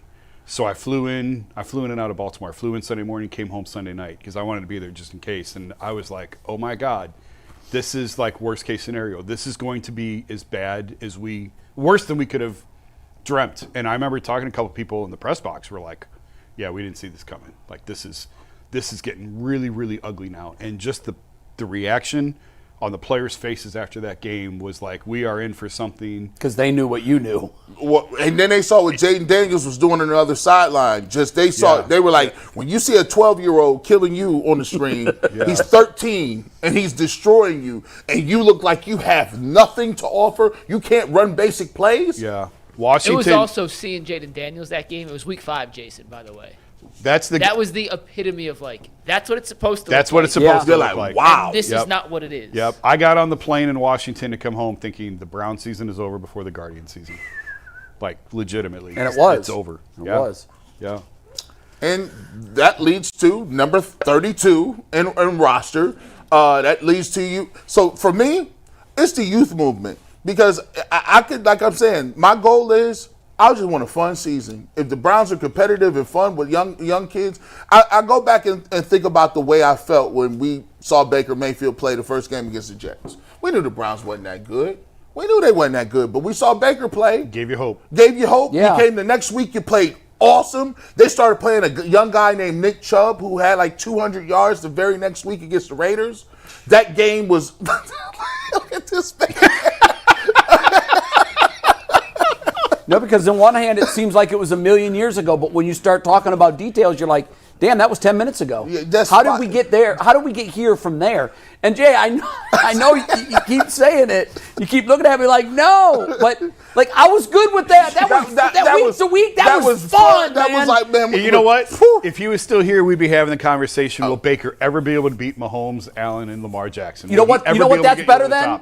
Are we number 32 or number 31? Yes, in many ways, yes. It is. Sign me up for that. But I want the whole thing. I want this town to celebrate a Super Bowl, and I don't think you were ever going to get there with him. So if you got to go to the bottom again, the problem is, do you have faith in the people putting this thing together to get it right? That's really what it comes down to. That is the issue. Yeah. And when you put it in that vein, we were number 11, and now we're number 32. In my book, that's a down arrow. Right. And we can't go any further. Right. Like we're at the basement. We're in the basement. And it's just, it hurts my brain. Yeah. It hurts my head when I think about it and when I talk about it. This job's bad for my health, guys. It's the only thing that I participate in that I hate. This is it. That's a true story. And you guys will figure this out. When you get to your 50s, you know what you say? Hell with that, man. If I don't like doing it, I'm not going to do it. Yeah. I'm not going to do it. And I don't like talking about the Browns quarterback. So from now on, we're not talking about Browns quarterbacks ever again. Not on Mondays. Mondays and Fridays, no Browns quarterback. For at least 20 minutes, because we're going to talk about Deion Sanders' comments at the end of the show. Of course we are. That. But listen, Jay, I didn't know this rule till right now. So on Friday, I'll do my best to avoid Browns quarterback conversation. Man, we 32. We're 32. Went down memory lane on him. That hurt his soul. When you went from Baker to Chubb going for 200, I'm just like, God, I remember that game. I remember the feeling. I'm like, we got the pieces. We've got the pieces. He just threw the ball to Jarvis Landry in the end zone. He caught it. It was a touchdown. We're balling. Myles Garrett is out here. And your line is always like, how's come when I turn on my YouTube machine and I watch these other offenses, everybody's open. All these pass plays are working. And when I watch us, listen, it goes back to one thing. I hated it at the time. I hate it more today than I did at the time. That trade set this team back a decade. And I know people will be like, whoa, slow, pump the brakes. It's been 4 years. Yeah. Are we close to getting out of this mess? And here's the thing. At the time, why did I hate it? You can't go a 4-year stretch. There's 3 years in the draft where you're not bringing a number one talent onto your team. You can if you get the quarterback right, but they didn't get it right. Jay, I would tell you that even if you get the quarterback right, you're missing key parts to your team. Our last first-round draft pick until this draft was 4 years ago. If the Browns drugged the Bills, held them at gunpoint, and traded Deshaun Watson for Josh Allen straight up, how would you feel about this team right now? We'd win 7-8 games. No, you wouldn't. Yeah, You'd win more than that. No. You'd win more than that. Josh Allen's We're number 32. We're number 32. Because of the quarterback. You put Josh Allen on this team. It has a lot to do with the quarterback. But like I mentioned, who's our best wide receiver? Who's our best running back? Josh Allen's going to make them all look really good. He is. He's going to cover. He's going to hide a lot of warts, and he's going to double our win total. That's a big ask. It's a minimum 10-11 win team with Josh Allen at quarterback. So you think we're a lot closer than we really are? No, I think the quarterback solves a lot of issues. He's like, no, there's 75%. It does, but like even when Jaden Daniels came into Washington, they upgraded everywhere. They had a great offseason. Well, do you remember the great offseason? Last year, the Bills were supposed to be a rebuilding year, right? They traded Stephon Diggs. They didn't bring. Oh no, I don't think anybody in Buffalo was saying that's a rebuilding year. They got rid of Gabe Davis. They were tinkering with the backup, and they still ended up making the AFC Championship game. Josh Allen won. No, but that's a gas. Saying that Buffalo was in a rebuilding year last year. It was a retool year, not rebuild. It was a retool year. No, you said rebuilding year. A rebuilding year is what we're doing. A retool year. The Buffalo Bills had AFC Championship game aspirations from week 1. I can't say that's a rebuilding year. Did they make moves to become better? Of course they did. Why were they AFC Championship expectations in week 1? Why? Because that's who they are. That's what Josh they're. Because the quarterback. Because of Josh Allen. Because the quarterback. But so what you're saying is who's better? You can take Josh Allen on the Browns and they're an AFC contender, AFC Championship contender. Yes. They're not. No, they're not, guys. Yes. I don't know what the hell you're watching. Yeah, Does he play defense? Browns defense. Does he play defense? He can outscore the defense. That's what he would have Josh to do. Allen, and the league isn't built that way anymore. Is you put a top 3 quarterback on this team? Josh Allen with the Browns right now is a championship caliber team. Yes. PFF says we're number 32 in roster. And by the way, I agree with them. They're not wrong. Take Josh Allen off the Bills and how far do they fall? Who's going to block for Josh Allen?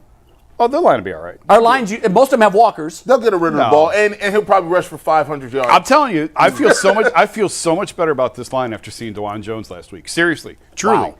Because I've been saying all offseason, guys, you don't have a left tackle. You don't have a left tackle. How do you look? I think they got a left tackle. Yeah. I actually think they'll be fine this year. The line? They'll be fine. I like Tevin Jenkins. I think they'll be fine. Well, if that's the case, then Joe Flacco is my starter, because he's the closest thing to Josh Allen that this team has. That's true. That's true. So let's roll Josh Allen, or let's roll Joe Flacco out there, and let's compete for the AFC Championship. No, come on. That's what I say. That's exactly what I say. No, come on. Josh Allen's not making this team an AFC Championship. Let's get to our. I'm also the closest thing on this set to Brad Pitt. I'm nowhere near Brad Pitt. Cast him. Get a boy. With that.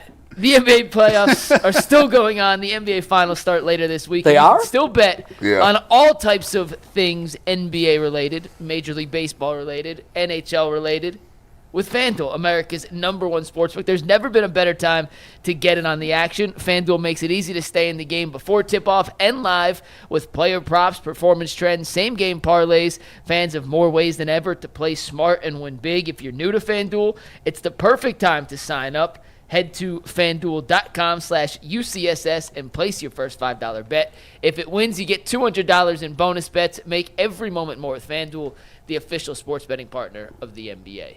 Before we dive into some Darius Garland trade scenarios and odds, I want to point out that the Cavaliers are assuredly going to lose one of their top assistants. That is because Jordan Ott and Johnny Bryant, 2 of the 3 top Cavalier assistants, are now the 2 finalists for the Phoenix Suns head coaching job, which assistant coaches leaving and going, not the biggest deal in the world. It makes a big difference, but we don't usually spend a lot of time on it, except Jason, real quick. This is interesting because Matt Ishbia, the owner of the Phoenix Suns, and Dan Gilbert, the owner of the Cleveland Cavaliers, let's just say they're not best of friends. Well, it's nasty. It's nasty. I mean, they fire a coach every year and a half, so... He's fired how many coaches that won championships? This will be the 4th coach he is currently paying at the same time. That's a Haslam. He is a nut job. Matt Ishbia has no idea what he's doing. That's been proven time and again. He's a typical rich guy who came in trying to throw money around and make an impact, and you see where that's gotten him. Yeah. So, well, I mean, hey, good luck to Jordan or Johnny or whoever gets the job. You're going to need it. Yeah. What impact do you think that has on the Cavs? I mean, Johnny and Donovan are really tight. Yeah.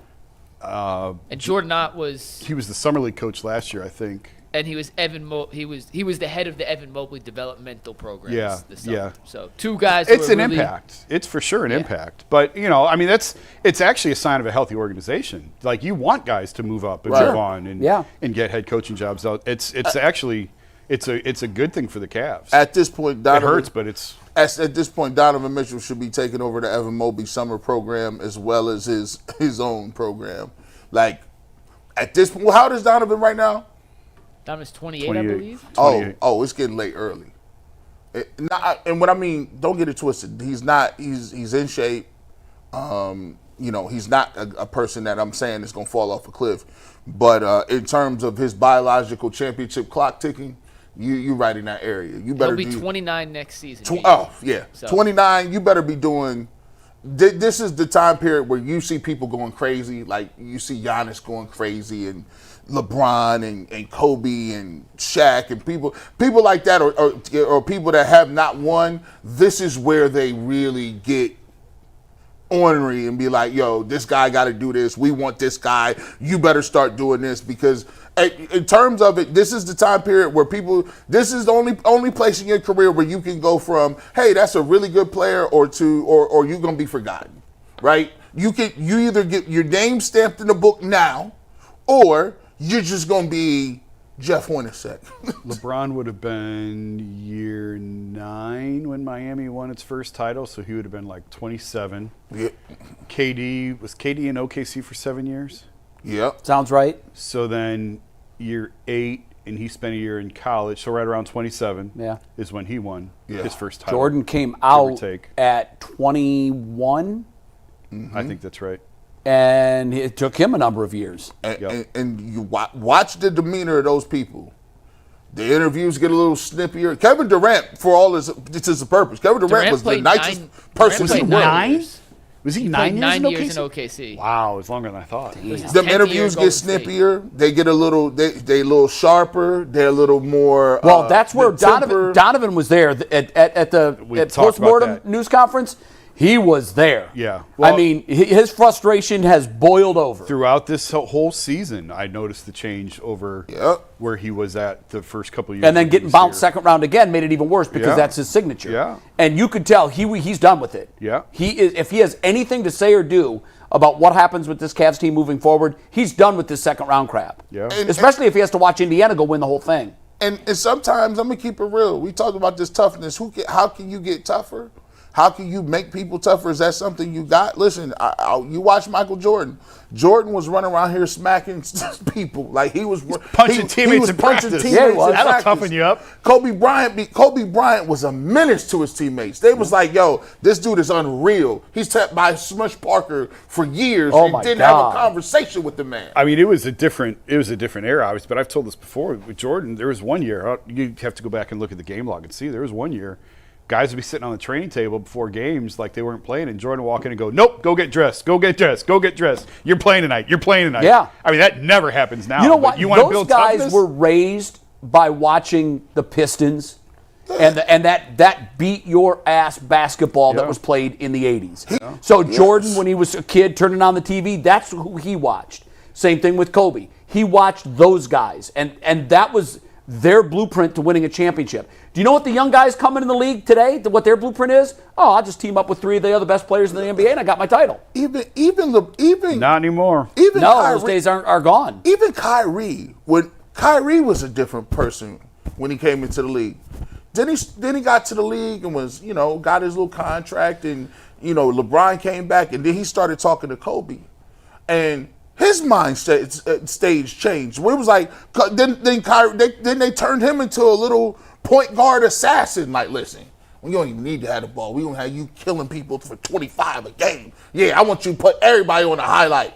And that's the only way the Cavs won. Like all them dudes in the 16s and Channing Frye and Richard Jefferson and Dante Jones and what's the other dude over there that he's the Suns James Suns general manager. James Jones. James Jones. They had all of these dudes with J.R. Smith and Shumpert. They basically turned the Cavs from a nice team to a bunch of like outsiders that are just that are gonna do what LeBron. Hey, go sit in that corner. Sit in that corner. Sit in that corner. I'm gonna show you how to win. And they did it. That was the one thing impressed on me before he came back. I was having a conversation with somebody who knew him well, who said LeBron ain't interested in playing with kids. He's not interested in playing with a bunch of kids. Nor should he be. And look how fast they turned that roster. I remember Kyrie. You mentioned Kyrie. I remember Kyrie was a rookie. I had him his rookie year. I was covering the team. And he would tell me, like, I'm 19, man. Why is everybody looking at me like Right. Like, I'm the leader. He goes, I have no idea. I'm figuring this stuff out. He should be a sophomore in college. Yeah, but that was the position the organization was in, and I mean, I was the first one to ask him about replacing LeBron. He hated that. He never wanted to be like the guy who replaced LeBron. He's like, I'm 19 years old. I'm trying to figure out my life in the NBA. Don't ask me to replace that LeBron guy. came in at 18 years old. Yeah, but that's the problem. But I know he's one of one, but but his mentality, like we compare his mentality with Darius Garland's mentality is not. They may look kind of the same and dribble the same and got some of the same type of game. Yeah, but nah, Kyrie Irving got to the point where he was like, nah. He's the only dude I know that when LeBron was on the team, he thought he was the man. He did. No, that's why it ended. That's why it ended.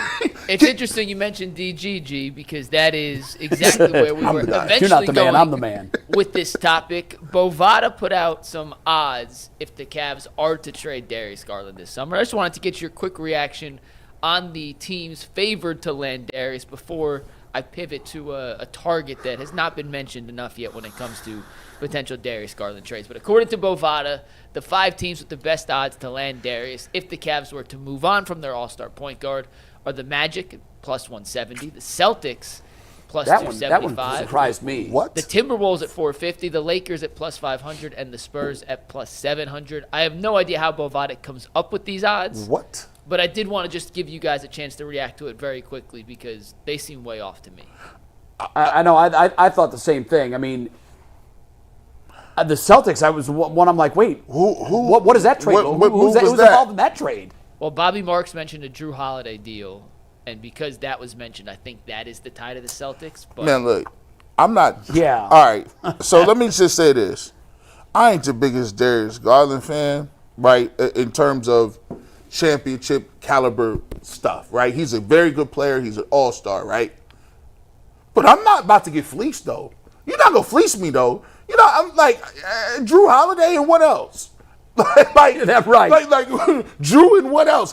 Listen. How old is Darius Garland? he's 25. Oh, stop playing with me. You're going to have to come with something else with that, dog. Yeah, it's gotta be better than that. I am not about to trade Darius Garland to somebody else so they can win. Why am I trading you to the Especially Celtics? the Celtics, the team you're trying to get over. Why they put him in their little system? Well, they gave Boston Kyrie back in the day. Yeah, they did. That's true. They did. But when that happened, I think that everybody knew that was it. Yeah. Didn't they? Like at that point, what are you? I hated that trade. I did too. Everybody did. It didn't make sense then. I'm like, bro, you was just battling. Makes Boston. even less sense today. And I like Suggs. Oh, God. But here's the thing. I mean, do you really want like Ben Carroll and Wagner, and then you gonna give them Garland? They can't score, but now they can. Yeah, Orlando needs point guard. Look, I think there's a couple different ways to look at this, and I do think you're not going to give them away, and I don't think you should trade them at all. Frankly, I don't think you break up the backcourt, but I do think when you're talking about Cavs trades and you're talking about what makes sense, what doesn't, I think you have to look at this under the premise of it's a 2-year window. That's it. Yeah. So would you? And I'm not advocating. I am not advocating trading Darius for a 35-year-old Drew Holiday. I'm not. Yeah, no. But I do think you have to look at this as you can't be afraid to take on age because age may be what this roster needs. They need some veteran. We just got done talking about LeBron didn't want to play with kids and all the veterans that they brought in. So I do think that there's merit to that. And I think you have to look at this under the lens of you have 2 years before this roster is going to look dramatically different anyway. So operate under that. I don't see any world where you keep this roster intact, this nucleus intact for some 5, 6, 7-year magical run. It's not going to happen under the NBA rules. So operate under the lens of, okay, you have 2 years to win a championship anyway. So I still don't know if a trade is out there that makes a ton of sense, but I do think it's important to have that context to it. Okay, so let me give you this. I mean, so when you say the roster looks dramatically different, I want to drill down on that. So in 2 years, who you telling me is gone? Potentially everyone but Evan. Whoa, what you mean? Well, Bring that back. Donovan he has said what? potentially, and what you mean? Well, he said potentially everyone, and we're talking 2 years from now, right? So not next season. And not the next another season, then but the season after. Okay. In today's NBA, That's a a lifetime. decade. Yes, That's a it decade. is. Okay. And Mike's not wrong. I think potentially it could be everyone but Evan Mobley. I hear a lot of people saying, well, I'm not going to trade a 25-year-old for a 35-year-old. I know that. And I'm like, okay, I hear you. But I do think that you need to look at this under the context of you have 2 years to win because of the second apron. They will not be a second apron team, I don't think, 3 years in a row. So for that reason, I guess it's 4 years in a row. They won't be a second apron team 4 years in a row. So for that reason, Donovan's new contract begins what? I think 3 years. How many more years is he under? So he has 2 years this season and next season. Then he has a player option, and then he's an unrestricted free agent. So you operate under the assumption he's going to decline the player option and get back into free agency. That's why he set up his last contract the way that he did. He'll be what, 31? He'd be 31 entering that season, which means he has a chance for one more mega contract. And you don't want to know where that starting salary is for him at that point. yeah. $65 million. Darius Garland's contract. They're all on the same line, I believe. So what's Darius have? Darius he signed the 5-year, $200 million extension. He has 3 years left. 3 left? So his contract ends the same year Donovan's does if Donovan accepts the player option. Donovan's a player option, and Darius is locked in. Evan, you've got full control of his max doesn't kick in until next season. Jarrett just signed the extension. He's got 1 more year at $20 million. Then he's got what, 2 years or 3 years after that? 3 years at 30. You know, we throw these numbers around all the time, but we really rarely do we actually stop and think about that number. Oh no, and that's 1 year. Yeah. And then we say, man, these guys are soft. Well, imagine, G, if you had enough money to buy anything you wanted, anything. You want a private jet? You can do that. You want a helicopter? You can do that. And it's almost a miracle that some of these guys stay top tier hungry because they have everything. I had that conversation. I was doing something on Kareem for The Athletic on Top 75, and I was talking to Pat Riley, and we were talking about LeBron, and I said, I don't think anyone will ever break his record. Points, scoring. I think this will last forever because there is so much money that these guys make now. There is no incentive to stick around this long. None. To the amount of years that you would have to take. It's for personal accolades. By the way, the meter is still rolling. He's still adding to this. Playing at an all-star clip. Yeah. Still. Yeah. So he's gonna put distance between. It'd be like if today the best pitcher in baseball retires with 400 wins. Yeah. Yeah. Good luck catching them. Put it like this: at the top of the food chain, I watch a lot of Kobe videos. And a lot of Kobe videos, he talks about that, like the chase, and the chase doesn't necessarily have to do with anybody on the outside. It's the chase on the inside. Anybody that's really great at what they do. Yeah, they want to be the best. If you stop, like Joe Thomas said, if you stop today, there's nothing left. And usually, and I'll give people an insight out there, even when you make a certain amount of money, like it don't even got to be millions.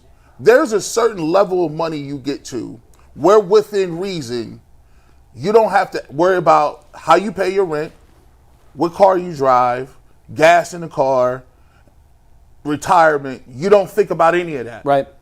And then at that point, life really starts. Because then it's just like... Now you can enjoy it. Or now you can think, well, was I just racing to get to this point? Now what does it mean? Because now when you wake up, you're not waking up because I have to do it. I'm waking up because I want to. Or I get to. Or I get to. Yeah. And those are the real things you start to look around and say, oh, wow, this is... But for most, the difference is there's no real physical demand on that job. Right. There's the guy that's laying pavement probably doesn't have a couple million laying around. Just chilling. Now the guy that does probably used this and not this. And this gets tired. And when it does... if you've got $100 million, if you're a Garland level player, I certainly hope his personal worth is at least $50 million. At least. Oh, with me. Well, a lot of people think they hear those numbers and they're like, oh man, he must have $100 million. They don't. Well, it's, tax gets half, agent gets a tenth. They don't So do it much, goes fast, and it is tough to accumulate it to get to that point. But my point there is, at some point, this gets tired and this does not. So if you can use this, I've got a friend I played ball with. He's 70. He's a lawyer. He won't stop. He still works as a lawyer. And I ask him all the time, why? And he goes, because I can. It doesn't hurt anything for me to do it. It doesn't hurt my body. I'm exercising my mind, and I thoroughly enjoy my job. My father-in-law was a surgeon. He operated until 70. That's amazing. He loved it. He loved it. He's like, why would I quit? I love it. But for these guys, like, we'll sit here and say they're soft. Well, at the end of the day, when they turn off the Ultimate Cleveland Sports Show, you know what Jarrett Allen hears? Nothing. His bank account getting bigger every single day. That's what he hears. He doesn't hear us saying, oh, bro, he's got to take the shot. He's got to play harder in the playoffs. To some people, he's like, yeah, no, I'm good. To some people, they just have God-given ability. And to some people, they have God-given ability and they figure this is the only way I'm going to get it. And for some of those people, it's very rare to find that percentage of them that will go to the nth degree and the money does not matter. Or it's just hard to find. Because LeBron's had enough forever, but he keeps going. Woody Hayes famously said, you win with people. And now, look, it was easy. He had 110 scholarships back then. He didn't get just the best running back in Ohio. He got the 5 best running backs. And it kept them from going to any other school, which was why football was a 8-team race back then. But he's right. His premise is right. You win with people. This is how I would draft if I were a general manager. And obviously talent has something to do with it. My biggest tiebreaker is how bad you want to win. Mm-hmm. Are you willing to punch me in the face to beat me? Because I'm probably going to think about punching you in the face if it means that's what I have to do to beat you. Yes. And I want guys that above everything else, I want gym rats. I want, this, I want that, I want durability, I want all those things. But to me, the tiebreaker is how badly do you want to win? And I see one guy on this Cavs roster that I think wants to win more than he wants to do anything else. And that goes outside of that, I don't know what it looks like. That goes back to what we're talking about at the NFL with scouting and with finding guys. You don't know the answer to that until it's too late. It's too late. Until he's in the building. What you got, McNuggets? I guess, but you can do your due diligence on it. They're college coaches that were with them for a period of time. They're going to know. They're going to tell you, this guy does all the little things to be great. He wants to win. Yeah. He wants to win as badly as anyone I've ever seen. I used to say that about my son. Corey was a gifted athlete, but was he the best long jumper in the United States of America on God's gifts? No. He was among the best, but what made him elite? This. Yep. That kid just wanted to win more than he wanted his next breath. Yep. Go ahead. And I want guys like that. Give me guys like that, and we're going to be okay. Yep. So to get this back to kind of where we started and to push it forward, later in the week we're going to do a giant Darius Garland trade options segment. We'll do a Jarrett Allen trade with specific players, not teams? With specific players. Okay. I sent like 25 trades off to my cap guy. He's going to run through them, make sure they're cap compliant. So if they're not, we can take them out because I don't want to put out trades that don't actually work. Right. So we'll do that later. All right, Bill Simmons does it all the time. I know he does. We try Irresponsible. To do better than Bill. We try to do better than Bill. But when I saw these odds yesterday for Darius Garland, and Steve's going to take these again, I was like, the team that stands out as the most logical potential fit wasn't on there. And then another report came out from Kevin O'Connor of Yahoo that said everyone on the Pelicans is not considered untouchable. And if that's the case, if you're going to take that report at face value that New Orleans is open to moving any parts of their roster, there's one guy to me that stands out. And we've seen a lot of bad Darius Garland trades thrown around on the interweb. Some trades that don't make sense for financial reasons, some trades that don't make sense for basketball reasons. To Jason's point, to kind of what G was saying, you're not just going to give Darius away for the sake of giving Darius away. He's clearly a valuable asset. But there's one guy I found that if he is actually available, I think would probably be the best player you get back in return for a Darius Garland. And G, I'm not sure you're super familiar with him. He's a little of an unknown guy. But have you ever heard of Trey Murphy? Yes. If anyone's unfamiliar with Trey Murphy, just watch 30 seconds of these highlights here. 6'8", 220 pounds, scored 21.5 points per game last year on 37% shooting from beyond the arc, 46% from the floor, comes from a Virginia background, just signed an incredibly team-friendly deal for the next 4 years. And I think he is the best player that Cleveland could turn Darius into in a realistic trade. A team that's not a second apron team, a team that is in need of a creator. DeJounte Murray's coming off an Achilles injury. It's not a perfect fit with C.J. McCollum. Granted, I understand it's not an ideal I'm not fit familiar for with Aaron. this dude, but I love everything Trey I'm seeing Murphy right now. I am, but He's why? got deep range with three. Why is he on the block like that? Well, I don't know that he's on the block, but he's not off the block, right? Exactly. According to Kevin Because I'm not giving this guy. I'm not giving this guy. Listen, if Look I'm at running this. New I'm not Orleans- trading that guy. If I'm running New Orleans, he's an untouchable to me. But Yeah, you're not getting apparently, him. He's not. If they are looking to completely rebuild down to the studs, What the heck? Look at he's this. probably their most valuable trade asset. When you And said a it's- Virginia background, did he hell play no. at Virginia? He did. Oh, hell no. Let's just reassemble the whole Virginia team. It worked at college. He actually was DeAndre Hunter's replacement at Virginia. Oh, okay, Hunter so they weren't there graduated- together. No, they weren't This- there together. Look, no. I'm not going to lie. I'm completely unaware. He was of a this lottery guy. pick. He's 24 years old. He was a 16th overall pick. He's gotten better every year he's been in the league. Went from averaging 5 points to 12 points to 14 to 21.5 this year. And your backcourt finally gets some size to it. Yeah. Jason Lloyd, listen. Look, Get all them on the phone right now. Talk to your guy. This is That ain't happening. This is clickbaity. I don't like this. Why would you show me this stuff on Prime TV and get me all excited? Because who else do they need? He got who wiggle. else can we give them? He got wiggle, It'd be a bounce. He Garland can package. shoot. What the heck is It'd be this? a 1-for-1. Garland makes too much money. Because to I go got a lot of 1-for-1. real Garland that I would throw in to make the deal pretty, No, and they can have that too. They'd Look have at to, this. They'd have to give you a little more salary back. Look at this. To make it even. He's bullying people, dunking backwards. Dude, But it would give Cleveland a level of athleticism Talk to your they man. don't currently have on the wing at 6'8". Man, these He's been a ultimate better Cavs guys. defender, and I think he's a guy. Last thing on This him, dude's then I'll let you guys shit. go. His highlights are crazy. He's doing this on a team that had no offensive Well- identity. I think he could be even better in an actual He's system pulling like up from Cleveland. 5 feet behind the arc. He got a Monty Bates range. Stop it. Oh, stop it.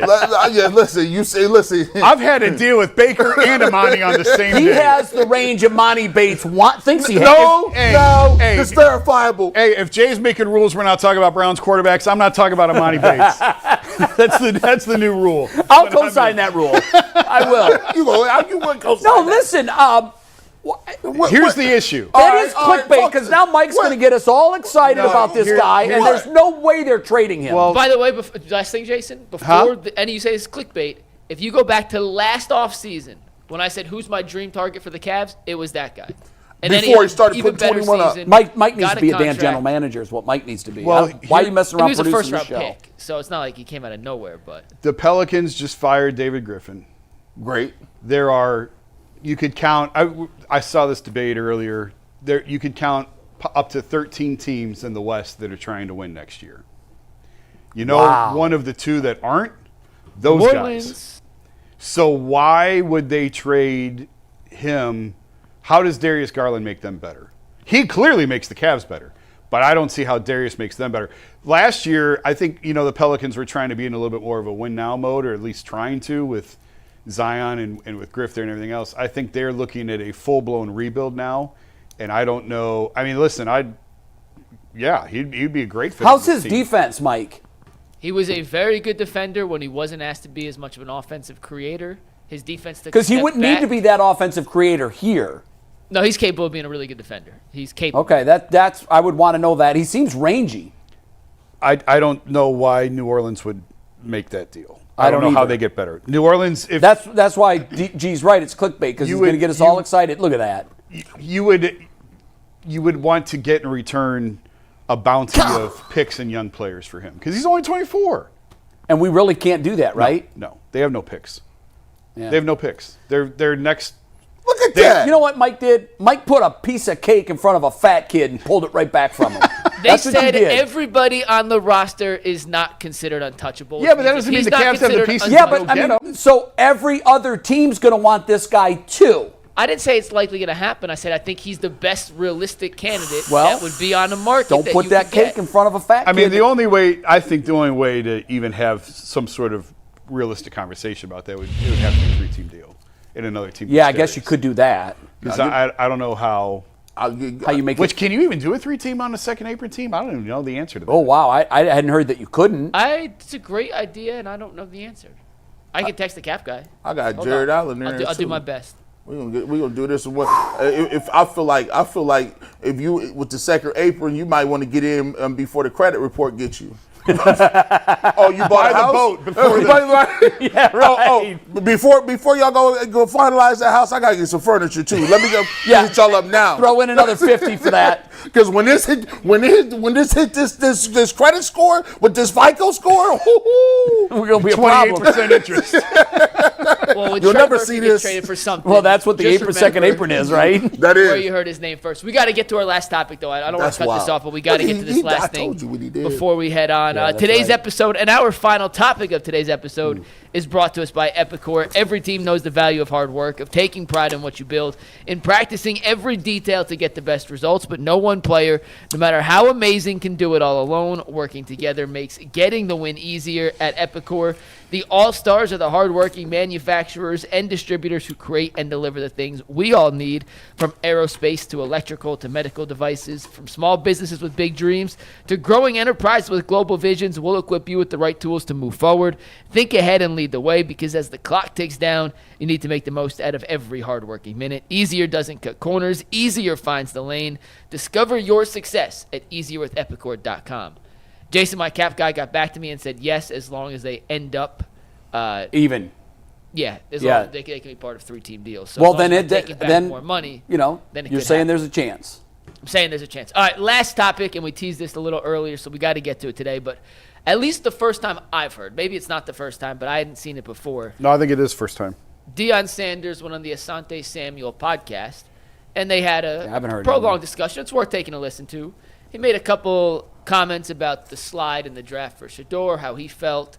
And this is just, I took 90 seconds from it that I thought kind of encapsulated kind of the whole conversation in one. So this is Deion speaking out for the first time since Shedeur Sanders was drafted by the Browns. I know it was a lot of rumors about the next level, and I can't see that. Yeah. I can't see the next level. And I think a couple people who may have taken shots at my kids, they were afraid that I would go. That's where the shots came from. All you got to do is just sit back and listen. People don't want to do that. They want to create these narratives and create these stories and then attach them to a kid that ain't never done nothing wrong. Yeah. How does that make you feel when you see your colleagues or your peers going in on you, man? Like, how does that make you feel? No idea, man. You have no idea. We've always been in front of the camera, so they know how to navigate. They know how to handle themselves. Yeah. And you're not gonna catch them in no foolery and no mess. You're not. When you sit up there and say something like he went in a meeting unprepared, like, dude, Shedeur Sanders, who's had 6 different coordinators, who has still functioned and went up, leveled up every time we brought somebody new in, and you're gonna tell me Every situation. You're gonna tell me he had on headphones. So you a dog, your kid's a dog, and dogs gonna always rise to the top. You know what I mean? There you That's go. what I believe. You know what I mean? You Then did. we're talking about It did hurt.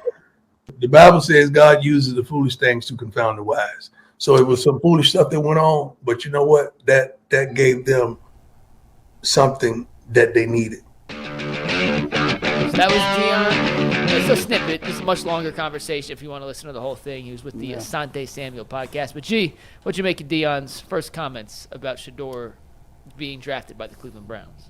Man, you sound like a father. Yep. Like, they look. I don't have any children, but the 2 J's, they got children, and look, they coach you. They done been with them. Like you coach your son. You want your son to be everything he can be. You're proud of your son.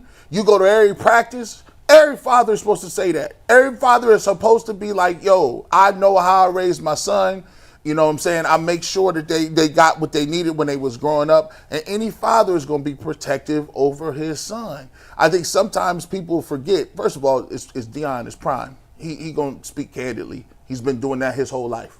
He showed up to the combine in jewelry. He going to do that. And sometimes, this is why sometimes in journalism, you got the media and people use anonymous stuff. It's hard when people say things, but there's no name to it. And sometimes sometimes it gets overblown and it gets legs and stuff like that. And you just got to realize that everybody, if they espouse to be a certain way or they know who they are, if somebody is attacking your kid's character, I mean, Stephen A. Smith and LeBron found out the hard way. When people are protective about their children, and I get the fact that he's still a coach, but he's still his dad. So for me, him in that role as his father, I can understand that he's saying, what it is and how he feels and how it hurt him.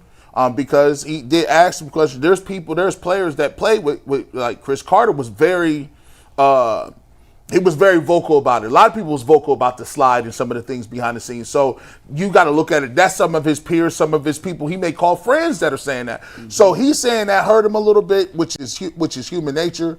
But I will say at the end, hey, look, I'm happy he slid, selfishly, because you know why? I feel like they got a great quarterback. I feel like they got a guy in the 5th round that I thought they was going to get in the 2nd or 33. And from what I've seen right now, he's taking it in stride. And what I've seen is he's using that to show people that he's different from what the stuff is out there. So for me, as a Browns fan and as a person who wants a quarterback, and I think he could be a franchise quarterback, I'm excited for him. And I think for the most part, people have moved on and said, all right, well, 5th round, you're going to get an opportunity to show everybody what you're really about coming up in this fall. So, I just thought it was a father talking about his son being disappointed. Yeah, he didn't say anything I wouldn't say as a dad. And, I try and be unbiased and dead inside even with my own kids. Right. I with my kid, I did the same thing. Yeah. If anything, I was tamping down expectations to him. I've done the same with AJ and with my older one, Alexander, when he was coming up through it, and with my daughter, Ava. Like, I try and be pretty realistic, but at the end of the day, I'm just a dad wanting the best for my kids. That's it. That's all Deion was in that. And so I don't blame him for anything that he said. I would have said the exact same thing. Doesn't mean it wasn't true.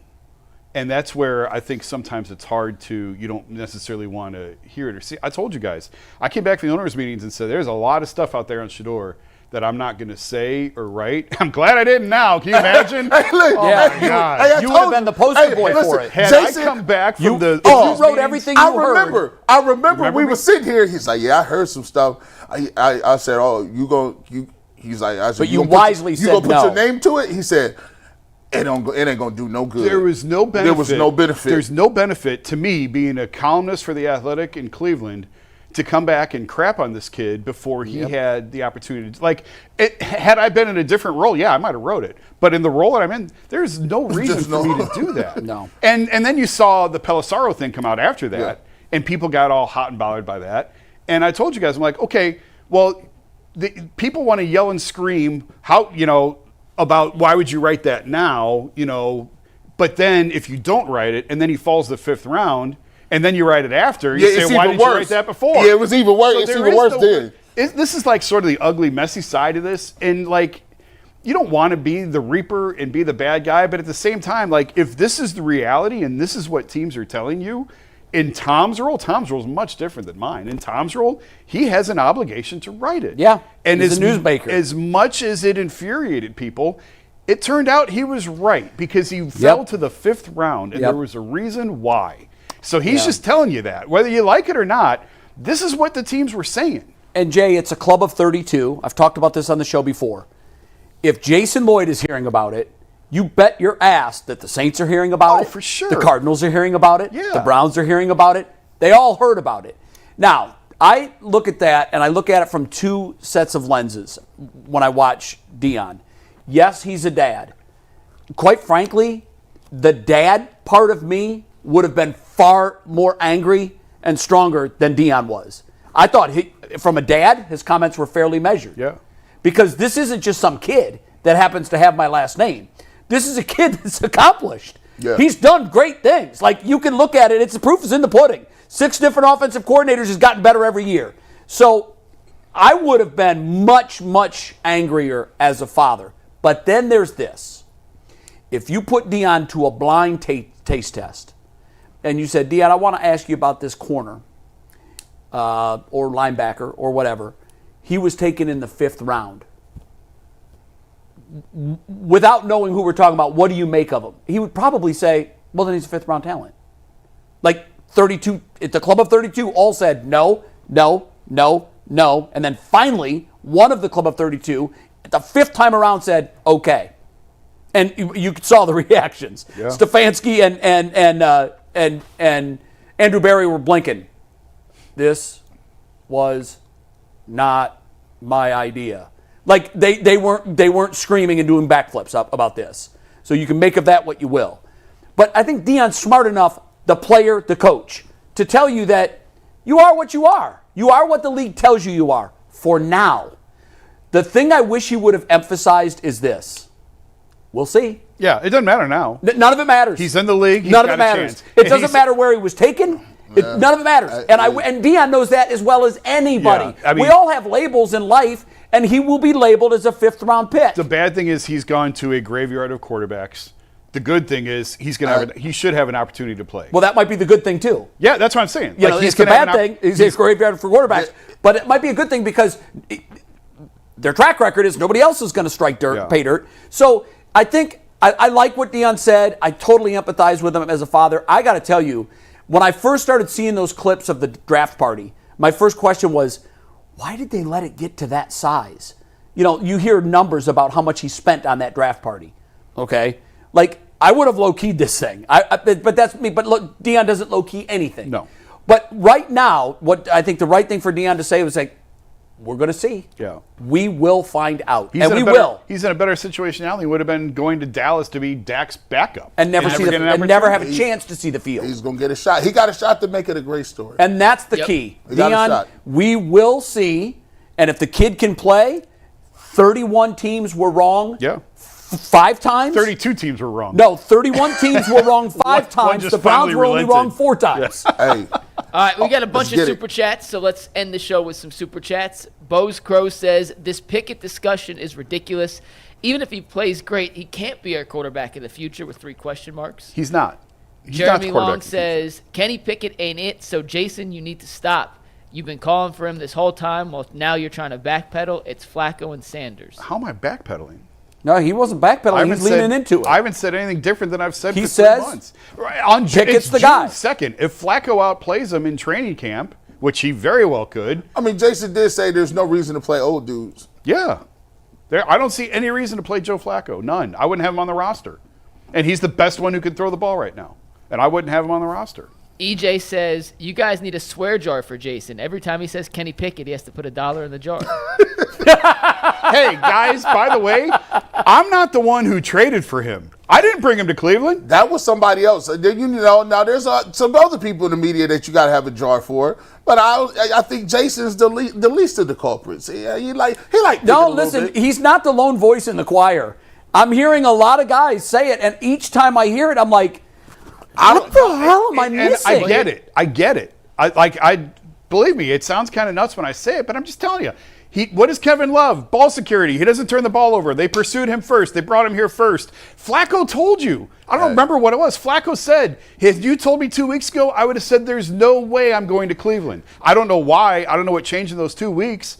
That's not operating like a guy who's expected to be the starting quarterback here. And the other thing we should factor in is, remember when Pickett was in Pittsburgh, Canada was the offensive coordinator, and he was as popular as Rustwater. Yes. In Pittsburgh. Like he was fired 10 games into the 20th. And so I do think that there is something there, Jay, on his frequency of, or lack thereof, of turnovers. Because Joe Flacco throws the ball 20 times, he's throwing a pick in one of those 20. That's the next super chat. Ronaldo Archer says, what I don't understand, someone help me explain this. Flacco's seen every defense known to man, years of experience. Why does he still throw a plethora and cornucopia of interceptions? That's fair. That's fair. And maybe Kevin's crazy like a fox here and saying, while you look at Kenny Pickett and you see a lack of touchdowns, I look at Kenny Pickett and I see a lack of interceptions. I can work with that. Absolutely. What you can't work with is Jameis Winston and Joe Flacco at times, who are just willy-nilly Oprah Winfrey. You get a ball, you get a ball, you get a ball. I think there's more truth to what you just said than you realize. I will say this. I think Shedeur Sanders has a better chance of beating Kenny Pickett out than Flacco in the beginning. Wow. Hey, if it's close, I'd throw him in there week 1. I'd throw Shedeur in week 1. I think Shedeur wins all ties. If it's 84, 86, 85, Give me the 84. He's playing. Like, if it's close, they got to be blowing him out. I don't care if it's a hard schedule at the beginning of the year. All the better. See what you got, big boy. Yeah. We're going to put you Yeah. up against the That's Giants. true. We run through these. But you could recognize Psyche, too. Reggie says, if Flacco and/or Pickett can come out and give us 8 to 10 games without killing themselves, I'll be happy. Then you split the West with the rookies. You've learned see where they nothing. stand. You have to have patience to max out their value. 4 ain't enough. Nope. 4 games for it ain't enough. Nope. EJ says, do you guys see Jonathan Kuminga as a possible Cavs target? Not maybe, but not. He's not the first option. He wouldn't have made my list. No. Mick McGee says it's Mental Health Awareness Month. Don't be afraid to ask for help if you need it. It won't make you less of a man. Take care of yourself. Can we spend a second? I know we only have a minute on that. Let me get the last one, then you can spend the rest of the time. Okay. Bailey Blanton says, I disagree. I don't think Mahomes could get this Browns team to 10 wins. Jay, the floor is yours for the last 30 seconds. You had shown me a text earlier in the show, a message that John Brankus of Sports Center fame and Sports Science. I knew John. He did amazing work. He was the only guy doing what he did. It was groundbreaking. And man. he has passed away at a far too young age. I think 54 is what it said.